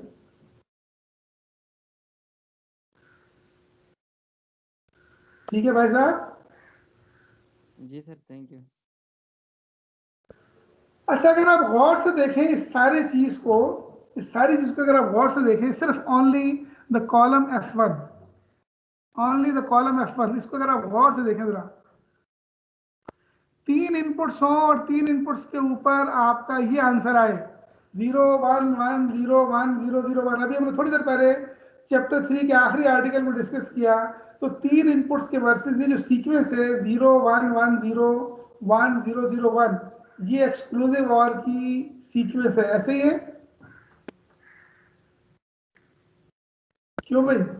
Yes sir. अभी ऐसे ही है ना? इसका मतलब है कि पूरा सर्किट जितना लंबा चौड़ा बना हुआ था, एक्चुअली ये आपका ABC 3 इनपुट का एक्सक्लूसिव और फंक्शन है। ये 3 इनपुट का एक्सक्लूसिव और फंक्शन है। अभी हम आगे चलकर डिस्कस करेंगे कि ये 3 इनपुट का एक्सक्लूसिव और फंक्शन एक्चुअली एडिशन परफॉर्म करता है। इसलिए मैंने लाल रंग से लेफ्ट साइड पे लिखा हुआ, पढ़े क्या लिखा है, F1 is a full adder और an odd function and F2 is a carry output, so this is a full adder circuit. तो ये आखिर में जो लाल रंग से लिखा हुआ है, ये गोया एनालिसिस का एक आखिरी पॉसिबल स्टेप हो सकता है, जिसमें आप किसी स्टेटमेंट के जरिए से बताएं कि ये पूरे का पूरा सर्किट क्या काम कर रहा है। ठीक है? तो आपने क्या किया, आपको एक सर्किट गिवन था, आपने एक तरह से एनालिसिस की और आपने उसके कॉरेस्पॉन्डिंग एक लॉजिक फंक्शन डेवलप करके बताया कि जी आउटपुट फंक्शन 1 है, 2 है, 3 है, जितने भी हैं उनके कॉरेस्पॉन्डिंग जो लॉजिक एक्सप्रेशन बनता है इनपुट की वेरिएबल की फॉर्म में, वो आपने लिख के बता दी। एक तरीका हो गया। नंबर 2, आपने ट्रूथ टेबल बनाया और ट्रूथ टेबल की मदद से आपने इनपुट के जितने पॉसिबल कम्बिनेशन थे उनको जो है एनालिस्ट कर लिया बाइनरी सीक्वेंस में, और उसके ऊपर जितनी इंटरमीडिएट स्टेज थी उनके कॉलम बना लिए till you reach the last column which was the output column. तो आपने ट्रूथ टेबल के फॉर्म में डिस्क्राइब कर दिया कि जी ये फंक्शन ये ऑपरेशन परफॉर्म करता है और तमाम इनपुट कम्बिनेशन के अगेंस्ट उसकी आउटपुट 0 1 क्या आएगी, आपने डिस्क्राइब कर दी। 2 तरीके हो गए। और तीसरा तरीका जो लाल रंग से मैंने लिखा हुआ है कि आपने किसी स्टेटमेंट की फॉर्म में बता दिया कि जी ओवरऑल ये सर्किट क्या कर रहा है। अभी ये हमें बात स्टडी करनी है, लेकिन मैंने आपको एडवांस में बता रहा हूँ कि ये सर्किट क्या कर रहा है, कि ये आपका फुल एडर सर्किट है जो आपकी 3 बिट्स का एडिशन और जो कैरी जनरेट होती है उसको जनरेट कर रहा है। ठीक है? अभी चूंकि ये चीज़ हमने पढ़ी नहीं है इसलिए आपके जहन में नहीं आ रही होगी, अभी हम इसके साथ ही अगले आर्टिकल में इसको पढ़ लेंगे। तो लाल रंग से लिखा हुआ है कि जी जो आपका पूरा सर्किट है इसमें एक्चुअली जो F1 है ये फुल एडर की आउटपुट सम है, और जो F2 है वो आपकी जो नेक्स्ट कैरी जनरेट होती है वो है। तो गोया एनालिसिस में आपको सर्किट गिवन है and you reach 3 of the possible answers. एक आपका लॉजिक एक्सप्रेशन है, एक आपका ट्रूथ टेबल एंट्रीज है, और तीसरी आपकी कोई पॉसिबल स्टेटमेंट हो सकती है जिसके जरिए से ये सब क्या। सो this is the analysis way, the analysis of A combinational circuit. इस सब में कोई बात समझ में नहीं है तो पूछ लें। क्यों भाई? इस सब में कोई बात समझ में नहीं है तो पूछ लें, चलेगा? क्यों भाई, चलेगा? चुप। Yes sir. कोई जवाब नहीं। कोई जवाब नहीं। सही, चले आगे। चलेगा चलेगा, शाबाश शाबाश।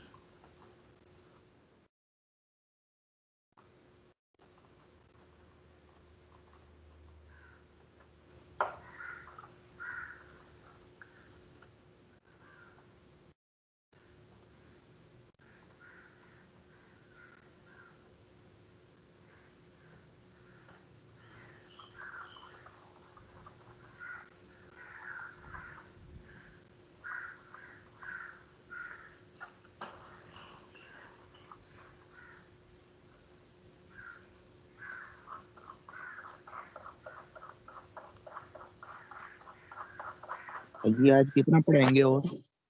बस सब पढ़ते चले जाए। लो जी, एक ड्रिल करें 10-15 मिनट के लिए। क्वेश्चन नंबर 4 एक्सरसाइज का क्वेश्चन, ये एचडीएल प्रॉब्लम के लिए वैसे है, लेकिन आप इसका एचडीएल को छोड़े, आप इसको जो है ना उसका बनाए, क्या कहते हैं, लॉजिक एक्सप्रेशन के लिए। ठीक है, ये आपको डायग्राम नजर आ रही है? Yes sir. तो अभी आप 10-15 मिनट लगाएं, तो अब आपकी मर्जी है, ट्रूथ टेबल के जरिए से या एक्सप्रेशन के जरिए से। A B C D 4 input से और F1 F2 दो आउटपुट से analyse the circuit and tell what this circuit do। F1 F2 का एक्सप्रेशन निकाल के दिखा दें या F1 F2 का ट्रूथ टेबल के जरिए से कॉलम निकाल के दिखा दें। कॉलम निकालने में आपको ए बी सी डी, चूंकि 4 इनपुट्स हैं, लिहाजा आपकी 16 एंट्रीज बनेंगी। ठीक है, you can take 10 to 15 minutes, इसको जरा सॉल्व करें, शाबाश।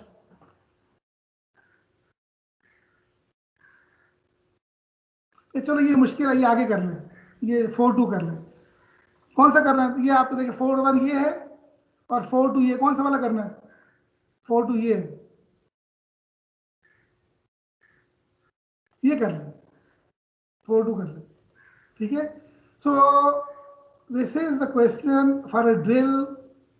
obtain the simplified boolean expressions for output f and g in terms of the input variables in circuit this। तो अभी जरा ये आसान काम है, 10 मिनट के अंदर अंदर f का एक्सप्रेशन और g का एक्सप्रेशन निकाल के दिखाएं। शाबाश शाबाश, 10 मिनट के अंदर।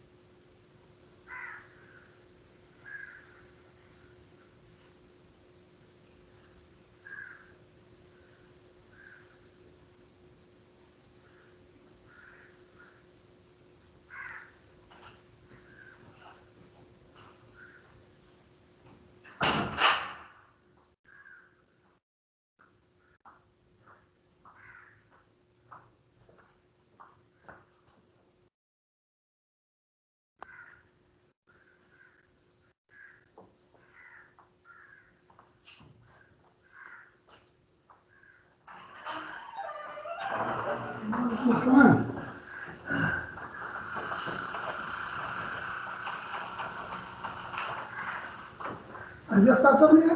नहीं आपसे करवा देना, जिंदगी आसान कर दिया।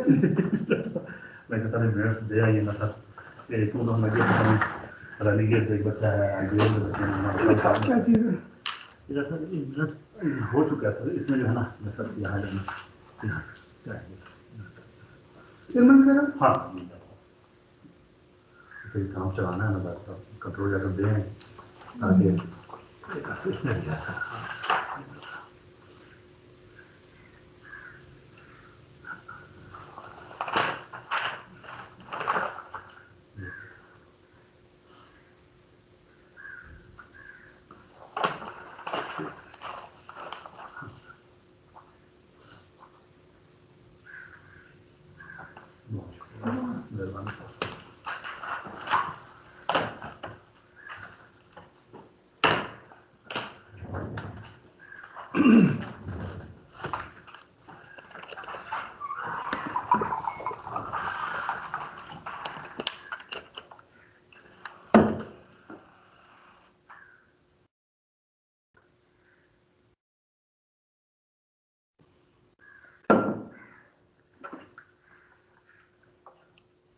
हाँ भाई, किसी ने निकाला? एफ और जी का एक्सप्रेशन किसी ने निकाला? सर सॉल्व कर रहे हैं। कर रहे हैं, शाबाश। ये कितने मिनट हो गए? 5 मिनट हो गए, 6 मिनट हो गए? 5 मिनट सर। चलो 5 मिनट और से।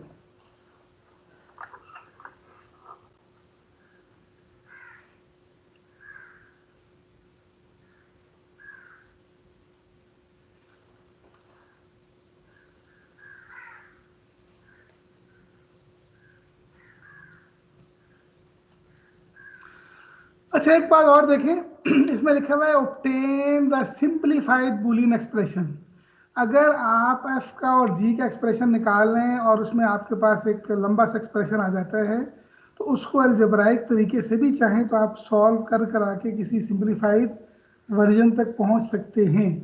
अदरवाइज आप कार्नाफ मैप बनाकर भी उसकी तमाम प्रोडक्ट टर्म्स को कार्नाफ मैप में 1 1 के जरिए से प्लेस करके फिर वंस के ग्रुप बना के या जीरोस के ग्रुप बना के एज द केस में भी तो आप सिंपलीफाइड फंक्शन निकाल सकते हैं।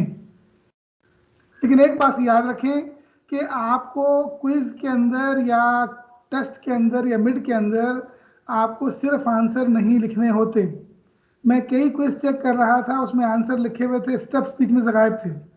उसके फिर मैंने या नंबर नहीं दिए या जीरो या आधा नंबर दिया अगर वो सही था तो। इसलिए कि यहाँ पे रिक्वायरमेंट है आपके डिफरेंट स्टेप्स की भी। तो 1 बाय 1 जो आपके स्टेप्स हैं, आपने मैप बनाना है, एक्सप्रेशन लिखना है, उसको डिमॉर्गन लगाना है वगैरह वगैरह, उन तमाम स्टेप्स को आप रफ अमल नहीं कहेंगे, वो आपका एक्चुअल नीट अमल है। आपकी आंसर बुक पे वो नज़र आना चाहिए जिससे एग्जामिनर को मालूम हो कि हाँ भाई इसने किया है और उसने इसके तमाम स्टेप्स को सॉल्व किया है। सिर्फ आंसर लिखने से भले वो करेक्ट आंसर ही क्यों ना हो, आपका रिवॉर्ड पूरा नहीं मिलेगा। रिवॉर्ड पूरा जब मिलेगा जब सारे स्टेप्स भी होंगे, और इवन समटाइम अगर आंसर गलत भी होगा लेकिन उसके स्टेप्स आपने सही तरीके से किए हुए होंगे, तब भी आपको उसके आधे नंबर या जितने स्टेप हैं उसके हिसाब से नंबर मिल जाएंगे। तो मुझे कई आपके क्विज में ऐसे नजर आया कि जिन्होंने सीधा आंसर लिख दिया, बीच में सारे स्टेप गायब। भले आंसर सही भी था, उसके नंबर पूरे नहीं मिलेंगे। इसलिए इसको आप रफ मत समझें। आप क्विज में या मिड में या फाइनल में जो भी कुछ करते हैं वो आपका सारा नीट है, कोई रफ अमल नहीं है। और जो कुछ आप कर रहे होते हैं वो आपका गोया शुमार होता है आपकी अंडरस्टैंडिंग में और आपके स्टेप्स की सोल्यूशन के स्टेप्स में। तो इसलिए आप इसको अपना हिस्सा, अपने उसका आदत बनाएं। कई दफ़ा आपने देखा आंसर बुक में ना, बाज़ लोग आंसर बुक की किसी एक पेज को रफ अमल लिख के तो उस पूरे पेज में रंग रंग के काम करते रहते हैं। ठीक है, वो भी गलत नहीं है, लेकिन वो सारे रंग रंग के काम ऐसे हैं जो कि ओरिजिनल मैन्युस्क्रिप्ट में या आंसर में नजर आने चाहिए, ताकि एग्जामिनर को मालूम हो कि इसने सारा काम किया है और उसके सारे स्टेप्स किए हैं। ठीक है? Excuse me sir. जी जी, एक्सक्यूज सर, आपने क्विज नंबर 1 सबको रिटर्न कर दिया है? नहीं, मेरा ख्याल है कुछ 40-50 भी हुए हैं, बीच में टाइम नहीं मिला था। अब आजकल टाइम मिल जाएगा, हो जाएंगे बाकी भी रिटर्न। ठीक है सर। लेकिन जिनके रिटर्न हो गए उनको अंदाज़ा हो जाना चाहिए कि सिर्फ एक चैप्टर था और उसमें भी आपकी बेसिक इंफॉर्मेशन आपकी पहले से चली आ रही है स्कूल लेवल से, जहाँ आपने नंबर सिस्टम पढ़ा था, फिर भी आपकी परफॉर्मेंस ओवरऑल बिलो एवरेज है, जो कि अच्छी इंडिकेशन नहीं है। तो आपको क्विज 1 के रिजल्ट से अपने आइंदा के जो गोया है ना, आप कह लें कि स्टाइल उसमें चेंज करने की ज़रूरत है। ध्यान भी और ख़ुद अपने नोट्स बनाना भी, एग्जांपल्स को हल भी करना, सॉल्यूशंस को एंड प्रॉब्लम को हल भी करना। बार बार रिपीट कर रहा हूँ, जब तक अपने हाथ से खुद नहीं करेंगे अंडरस्टैंडिंग डेवलप नहीं होगी। हर इंडिविजुअल तमाम प्रॉब्लम्स को खुद करे, खुद अपने हाथ से। कभी भी सीनियर के नोट्स को फोटोकॉपी करना, पढ़ना, इसको गुनाह कबीरा समझो। उससे अंडरस्टैंडिंग डेवलप नहीं होगी, बल्कि फौत हो जाएगी अंडरस्टैंडिंग।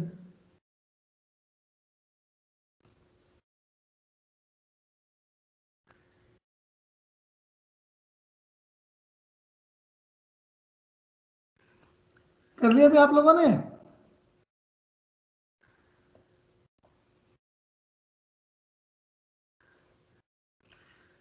आज हमें टेक्निकली चौथा चैप्टर आधे या आधे से कुछ ज़्यादा कर लेना चाहिए।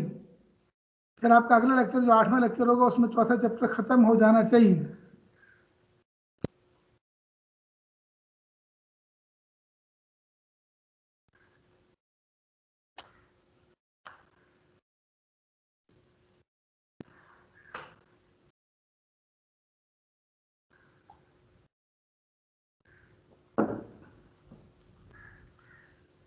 किसी एक ने भी निकाल लिया? सर इसका ट्रुथ टेबल बना लिए। बारह ट्रुथ टेबल मांगा नहीं था, जो सवाल में पूछा गया है वो obtain the simplified Boolean expression मांगा गया है। लेकिन अगर ट्रूथ टेबल बना भी लिया डजेंट मैटर, ट्रूथ टेबल से भी आपका एफ का और जी का जो कॉलम निकलेगा, उस कॉलम से फिर आप उसे कार्नाफ मैप में डाल के उसका जो सिंपलीफाइड स्टैंडर्ड एक्सप्रेशन है वो निकाल के दिखाएंगे। मतलब आप भले आप ट्रूथ टेबल बना लें, डजेंट मैटर। आमतौर पे 4 वेरिएबल तक ट्रूथ टेबल बनाया जा सकता है। अगर वेरिएबल 5, 6, 7 हो जाए फिर ट्रूथ टेबल बनाना ही मुमकिन नहीं रहता। फिर आपको जो एक्सप्रेशन है उसी की मदद से हल करना पड़ेगा। ठीक है, so I hope you can do this. इसमें कोई ज़ाहिर मुश्किल नजर आ रही है? चाहे ट्रूथ टेबल से फॉलो करें, चाहे जो आपके लॉजिक एक्सप्रेशन है उनसे फॉलो करें। फॉर एग्जांपल ये ए है, ए के आगे आपका ए नॉट आएगा, ठीक है, और ये आपका जो है इधर नीचे आपका डी है, यहाँ पे आपका ए नॉट का और डी का नैंड गेट आएगा, तो आपका ए बार और डी सारे कंप्लीमेंट आएगा। ठीक है, ये आपका जी में जाएगा और यही आपका जो अगले नैंड गेट में भी जाएगा। इस तरह से आप वो उसको एक्सपेंड करते जाएं। इसके आप वेरिएबल को नाम रख लें, T1, T2, कोई भी नाम रख लें। By this way you can reach up to the output F.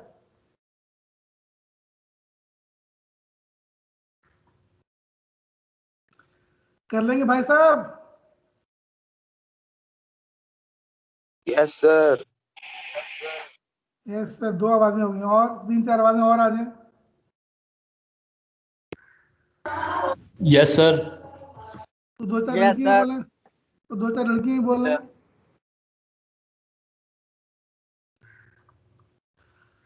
अच्छा जी, अभी मैं दोबारा अगला आर्टिकल सामने लेके आया हूँ, डिजाइन प्रोसीजर, आर्टिकल 4। सबको नजर आ रहा है?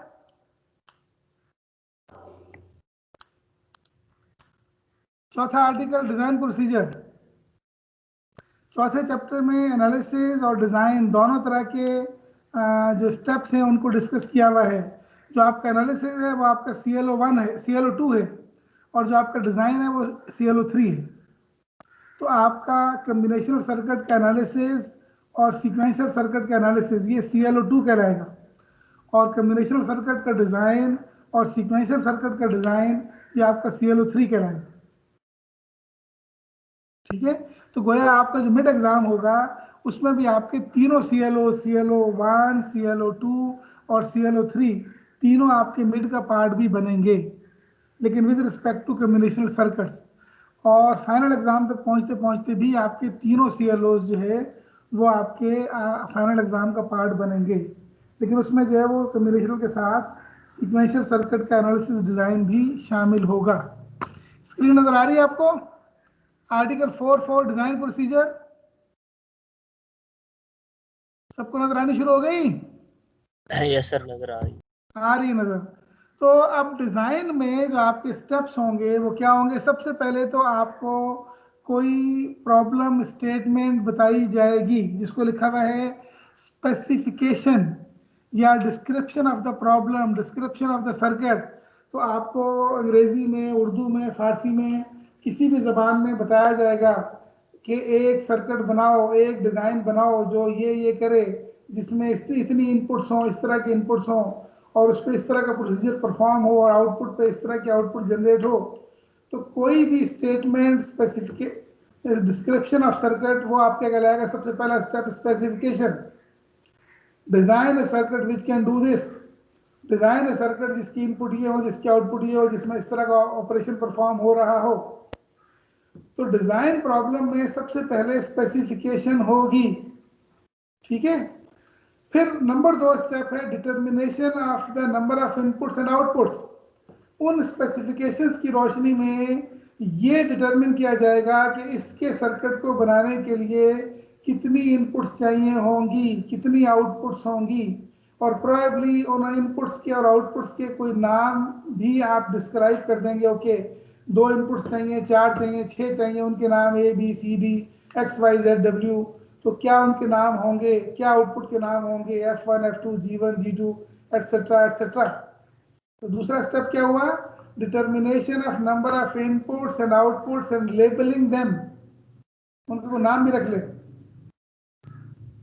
Number 3, derivation of truth table that defines relationship between inputs and outputs।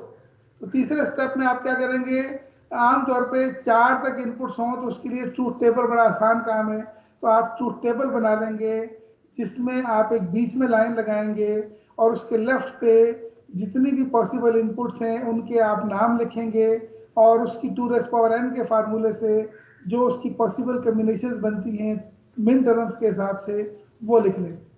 3 input variables हैं तो आपकी 8 कम्बिनेशन बनेंगी 0 0 0 से लेके 1 1 1 तक। 4 वेरिएबल हैं तो आपकी 16 कम्बिनेशन बनेंगी 4 0 से लेके 4 1 तक। तो आप ट्रूथ टेबल बनाएंगे जिसमें एक तरफ इनपुट्स लिखेंगे और दूसरी तरफ आउटपुट्स लिखेंगे, और उन आउटपुट के जो फंक्शंस हैं उनको 0 1 की फॉर्म में वहाँ पे डिस्क्राइब करेंगे।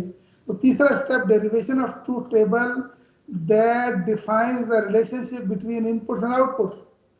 तो outputs in terms of inputs आपका वो ट्रूथ टेबल आपको एक पूरी फंक्शनैलिटी बता रहा होगा, output in terms of input. ठीक हो गया। चौथा step, obtaining simplified boolean functions of each output in terms of inputs। तो आपकी 1 2 3 4 5 6 जितनी भी आउटपुट के कॉलम बने हुए हैं ट्रूथ टेबल के अंदर, तो हर कॉलम को अलग अलग कार्नफ मैप के ज़रिए से आप उसमें उसकी एंट्रीज को डाल के, मिन टर्म्स की जगह 1 डाल के, मैक्स टर्म की जगह 0 डाल के, तो चाहे आप जीरोस को ज्वाइन करके बनाएं चाहे वंस को ज्वाइन करके बनाएं, तो आप simplified expression, normally standard expression वो हासिल करेंगे हर आउटपुट के लिए अलग अलग। 4 आउटपुट से फॉर एग्जांपल तो F1 F2 F3 F4 हर एक का अलग अलग Boolean expression, simplified Boolean expression निकालेंगे। और 5वां स्टेप ये है कि ड्रा द लॉजिक डायग्राम, कि जो आपने एक्सप्रेशन निकाला है उसका डायग्राम बना दें। और अगर आपको खास तौर पे कहा जाए तो डायग्राम नैंड बनाओ या नॉर बनाओ, वो जितनी 8 पॉसिबल कम्बिनेशन आपने पिछले चैप्टर तक डिस्कस की हैं, अगर आपसे कहा जाए कि भाई फला फला कम्बिनेशन के जरिए से इसका गेट इम्प्लीमेंटेशन बनाओ, तो आप उसके उसी तरीके से गेट इम्प्लीमेंटेशन बना देंगे। या अगर ये कहा जाए कि एक ही आउटपुट है इसको 8 डिफरेंट तरीके से बनाओ, तो हमने जो 8 डिफरेंट तरीके पिछले चैप्टर तक पढ़े हैं 2 लेवल इम्प्लीमेंटेशन के, तो उस फंक्शन को बना के दिखा देंगे। और चाहें तो उसकी पड़ताल भी कर सकते हैं कि वाकई ये सर्किट वही फंक्शन परफॉर्म कर रहा है जो डिज़ाइन प्रॉब्लम में दिया गया था या नहीं। तो ये आपके डिज़ाइन के तौर पे प्रोसीजरल स्टेप्स हो सकते हैं, ठीक है, स्पेसिफिकेशन से लेके एंड लॉजिक डायग्राम तक। ठीक हो गया। अब हम इसकी एग्जांपल करते हैं, उससे फिर आपको ये बात और आसानी से समझ में आ जाएगी। एग्जांपल करने के बजाय जो एंड प्रॉब्लम है मैंने वो कर दिया है। ये चैप्टर के एंड पे 9th प्रॉब्लम है। ये 9th प्रॉब्लम ये कहता है design a BCD to 7 segment decoder. ये आपके सर्किट इस सवाल का डिस्क्रिप्शन है, ठीक है, स्पेसिफिकेशन क्या है, design a BCD to 7 segment decoder. वो जो आपको 8 का डिजिट नजर आता है ना LED के अंदर, वो आपको बना हुआ, तो आपका जो 8 होता है उसमें आप देखें मैंने राइट साइड पे बनाया हुआ ये वाला, तो उस 8 में एक तरह से 8 LEDs लगी हुई होती है, 7 LEDs लगी हुई होती है, ठीक है। आप देखिए सबसे ऊपर LED A हो गई, इस राइट साइड पे फॉर एग्जांपल B हो गई, उसके नीचे C हो गई, उसके नीचे D हो गई, लेफ्ट साइड पे E हो गई, उसके ऊपर F हो गई और बीच में G हो गई। तो ये आप समझे कि एक तरह से आपकी 7 LEDs हैं। तो ये 8 के डिजिट से आपको अच्छी तरह पता है कि हम जिस तरह हमारी घड़ी होती है ना, तो घड़ी में भी हमारे जो 8 का डिजिट होता है, इसी में 1 2 3 4 5 6 7 8 9 0 और इवन उसके अंदर फिर A B C D E F, ये तमाम के तमाम 16 के जो आपके फिगर्स हैं वो आपके 7 सेगमेंट डिस्प्ले के जरिए से बन सकते हैं। ठीक हो गया। तो ये बना बनाया जो IC की फॉर्म में मिलता भी है। तो डिजाइन है BCD टू 7 सेगमेंट डिकोडर, ये आपकी स्पेसिफिकेशन हो गई कि आप एक सर्किट बनाएं जिसकी इनपुट एक BCD नंबर हो और जिसकी आउटपुट जो है वो 7 सेगमेंट डिकोडर हो। तो इसका मतलब ये हुआ कि इससे दूसरा स्टेप क्या होगा कि आप इसकी इनपुट आउटपुट बताएं। तो दूसरे स्टेप में क्या है कि BCD इनपुट है, तो लिहाजा BCD नंबर आपका जो है वो कितने वेरिएबल पर मुश्तमिल होता है, 4 पर मुश्तमिल होता है, इसलिए कि BCD नंबर आपके 4 डिजिट में लिखे जाते हैं। तो इसका मतलब ये है कि सर्किट की इनपुट पे 4 इनपुट वेरिएबल्स बनेंगे, उनको कोई नाम रख सकते हैं, फॉर एग्जांपल ABCD, तो आपकी 4 इनपुट्स होंगे, ठीक है। 4 इनपुट्स के जो पॉसिबल कॉम्बिनेशंस हैं 2⁴ के फार्मूले से वो बनते हैं 16, लेकिन BCD नंबर में आप 16 नहीं इस्तेमाल करते बल्कि डेसिमल के वर्सेस 0 से लेकर 9 तक सिर्फ जो आपके 10 कॉम्बिनेशन है वो इस्तेमाल करते हैं, और रिमेनिंग 6 कॉम्बिनेशन जिसमें A B C D E F तक आता है वो आप BCD में इस्तेमाल नहीं करते। ठीक हो गया। तो दूसरा स्टेप ये है जिसमें हमने कहा कि हमने ये डिटरमिन किया कि इनपुट 4 होंगी, let's say A B C D 4 inputs हैं फॉर BCD डिजिट्स, और आउटपुट आपकी 7 होंगी जो कि हर LED को जलाएंगी। राइट साइड पर जो हाईलाइट किया हुआ है 8 का डिजिट, तो 8 के डिजिट में आपको हाईलाइट शुदा पोर्शन में नजर आ रहा है कि आपके 7 LEDs होंगी जिनके कोई एक नाम की सीक्वेंस बना ली कि सबसे ऊपर टॉप पे A है, फिर राइट पे B है, फिर C है, फिर D है, फिर फॉर एग्जांपल अगर हमने 0 बनाना है तो 0 बनाने के लिए G को छोड़ के बाकी सारी A B C D E F सब के ऊपर 1 आएगा तो आपका 0 बन जाएगा। फॉर एग्जांपल सिर्फ B और C के ऊपर 1 आएगा तो आपका 1 बन जाएगा। 2 बनाना है फॉर एग्जांपल तो A के ऊपर 1, B के ऊपर 1, G के ऊपर 1, E के ऊपर 1 और D के ऊपर 1 आएगा तो आपका 2 बन जाएगा, और सातों के ऊपर 1 आएगा तो आपका क्या बन जाएगा, 8। सातों के सातों मानों में क्या बन जाएगा, आपका 8 का डिजिट बन जाएगा। ठीक हो गया। तो आपकी 7 आउटपुट्स होंगी, तो आपने क्या किया कि एक टेबल बनाया, इस सेंटर में टेबल बना हुआ है, तो टेबल में आप देखें कि इनपुट के ऊपर A B C D 4 inputs हैं और लाइन लगाई, और राइट साइड पे आपकी जो आउटपुट्स हैं small A small B small C से लेके स्मॉल G तक, तो आपकी 7 आउटपुट्स हैं। ये ऐसा सर्किट है जिसमें आपकी 4 इनपुट्स हैं और 7 आउटपुट्स हैं। तो 2 स्टेप पूरे हो गए। तीसरा स्टेप क्या है कि आपने ट्रूथ टेबल बनाया। ट्रूथ टेबल में क्या किया, ट्रूथ टेबल में ये किया कि जितनी आपकी इनपुट्स इस्तेमाल हो रही हैं सारी में से कुछ, तो आपकी 0 से लेकर 9 तक यानी 1 0 0 1 तक ये आपकी जो कॉम्बिनेशन है ये आपकी डेसिमल नंबर्स में इस्तेमाल होती हैं। जो रिमेनिंग है आपकी 9 से आगे A B C D E F ये आपकी इस केस में गोया इस्तेमाल नहीं होती। तो आपने जो 10 कॉम्बिनेशन इस्तेमाल होती हैं उनको आपने टेबल किया, और टेबल करके राइट साइड पे फिर आपने क्या किया कि A B C D E F G 8 segment display की जो सारी आउटपुट से अलग अलग उनके कॉरेस्पॉन्डिंग पूरा टेबल डेवलप किया। ठीक है। और उस टेबल में देखा कि जब आपको पहली कॉम्बिनेशन है तो पहली कॉम्बिनेशन पे आपको 0 दिखाना है, ऑल 0 का मतलब 0 है, और 3 0 1 का मतलब 1 है, और 1 0 0 1 का मतलब 9 है। तो आपको जो डिजिट हैं डेसिमल डिजिट आपको इस 7 सेगमेंट डिस्प्ले में वो दिखाने हैं। तो आप देखें कि पहली रो देखें, सबसे पहली रो में आपको नजर आ रहा है कि 0 0 0 0, इसके अगेंस्ट आपको 7 सेगमेंट डिस्प्ले के ऊपर 0 नजर आए, तो लिहाजा 0 कब नजर आएगा, जी को छोड़ के बाकी तमाम एलईडीज के ऊपर 1 आएगा तो आपको 0 लिखा हुआ नजर आएगा। तो आप देखें पूरे रो के अंदर A B C D E F सब के ऊपर 1 आउटपुट आएगी, सिर्फ जी के ऊपर 0 आएगी, तो आपका डिस्प्ले 0 का डिजिट दिखाएगा। सर ये समझ नहीं आई, प्लीज दोबारा बताना। ओए होए होए, इतने सादे हैं आप लोग की जिसकी हद नहीं। ये पूरी रो देखें, ये पहली रो जिसको मैंने हाईलाइट किया, नजर आ रही पूरी रो। इस पहली रो में जिसमें A B C D input के ऊपर 4 जीरोस हैं, ये किसके बराबर है, 0 के बराबर है। बी सी डी में 4 0 क्या होता है, 0 होता है, ठीक है ना। बाइनरी में भी 0 होता है, बीसीडी में भी 0 होता है। अब अगर आपको ये जो डिस्प्ले है जिसमें आपको ये 8 का डिजिट बना हुआ है, इसमें 0 दिखाना है, तो आपकी कौन सी एलईडी जलेगी और कौन सी नहीं जलेगी जिससे आपको 0 का डिजिट लिखा हुआ नजर आएगा। अब आप जिसने सवाल पूछा वही मुझे बताओ, किसने पूछा था?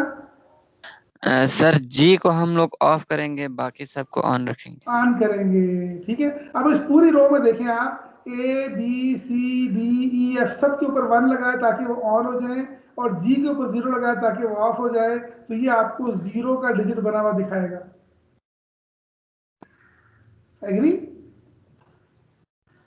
एग्री कि नहीं एग्री? ठीक है। इसी तरह से आप ये दूसरी रो देखें, मैंने दूसरी रो हाईलाइट कर दी। अब दूसरी रो में हम 0 0 1 के अगेंस्ट डिस्प्ले के ऊपर 1 लिखा हुआ दिखाना चाहते हैं, डिस्प्ले के ऊपर 1 लिखा हुआ दिखाना चाहते हैं। तो 1 दिखाने के लिए कौन सी एलईडी जलाएंगे जिससे 1 दिखेगा, तो बताएं, आप ही बताएं सवाल का जवाब। सर बी और सी सर। सिर्फ बी और सी, तो सिर्फ बी और सी को 1 करेंगे तो 1 दिखा नजर आएगा, और बाकी तमाम को 0 कर देंगे ताकि वो उस वक्त बुझी नहीं हो। Excuse me sir.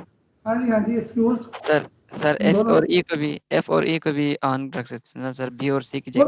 वो भी कर सकते हैं। वन सोल्यूशन कैन बी कि एफ और ई को 1 कर दे तब भी आपको 1 लिखा नजर आएगा, ठीक है। लेकिन आमतौर पे डिस्प्ले में जो राइट साइड है वो 1 दिखती है। अब घड़ियों में देखें ना, घड़ियों में जो राइट साइड है 1 दिखती है वो। लेकिन बहरहाल यू आर करेक्ट कि अगर आप एफ और ई को दिखा दें 1 तब भी 1 नजर आएगा। इसी तरह फॉर एग्जांपल ये आखिरी रो देखें, आखिरी रो 9 की है, ये आखिरी रो 9 की, तो 9 बनाने के लिए कहाँ 1 हो, कहाँ 0 हो, कौन बताएगा?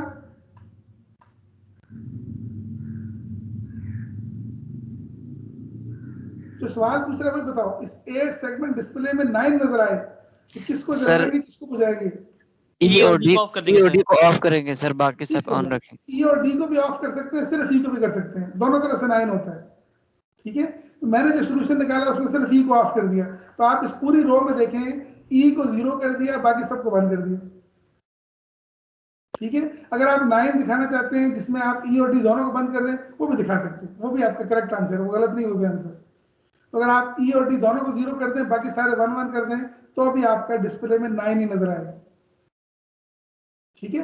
तो क्या है कि obtain a truth table and its output which relates the input to the output। तो आपने क्या किया कि जो प्रॉब्लम स्टेटमेंट दी हुई थी उससे रिलेट करके आउटपुट को डिटरमिन किया इन टर्म्स ऑफ इनपुट के वो वैल्यू आउटपुट की 0 आएगी या 1 आएगी हर कॉम्बिनेशन के अगेंस्ट।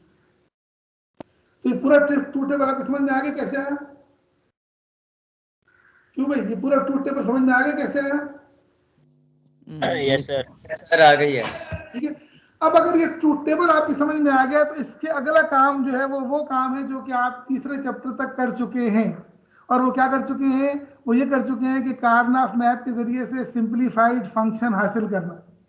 तो आप स्मॉल ए के लिए, स्मॉल बी के लिए, स्मॉल सी के लिए, स्मॉल डी के लिए आप क्या करेंगे कि 7 कार्नाफ मैप बनाएंगे, और उन 7 कार्नाफ मैप में बारी बारी ए के लिए, बी के लिए, सी के लिए, डी के लिए आप उसकी जो मिन टर्म्स है, जहां जहां 1 आ रहा है वहां 1 डालेंगे, जहां जहां 0 आ रहा है वहां 0 डालेंगे, ठीक है।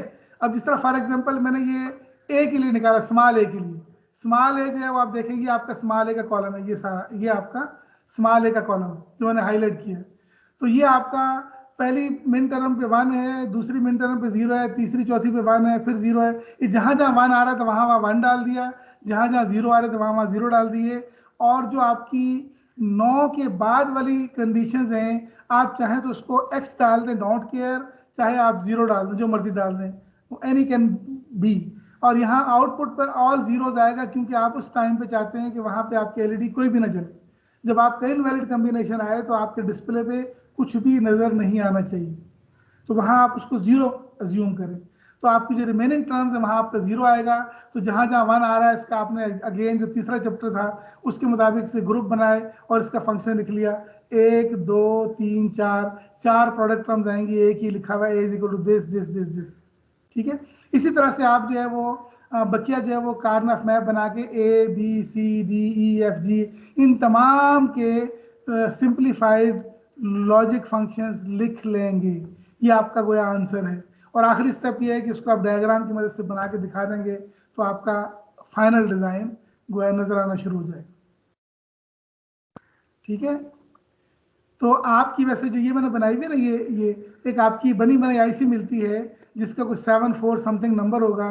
तो ये आईसी आपकी BCD to 7 सेगमेंट डिकोडर बनेगी, जिसमें ABCD 4 इनपुट्स होंगी और स्मॉल ABCDEF वो आपकी सारी आउटपुट्स होंगी। तो आप इसके ऊपर बाइनरी BCD इनपुट दे के इसके आगे डिस्प्ले लगा के तो आप उसके ऊपर ये सारे के सारे काम कर सकते हैं।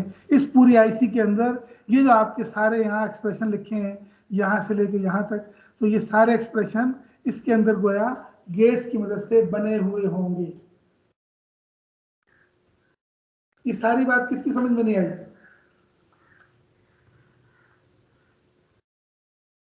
आगे ठीक है, शाबाश शाबाश। अभी बजिए 11:15।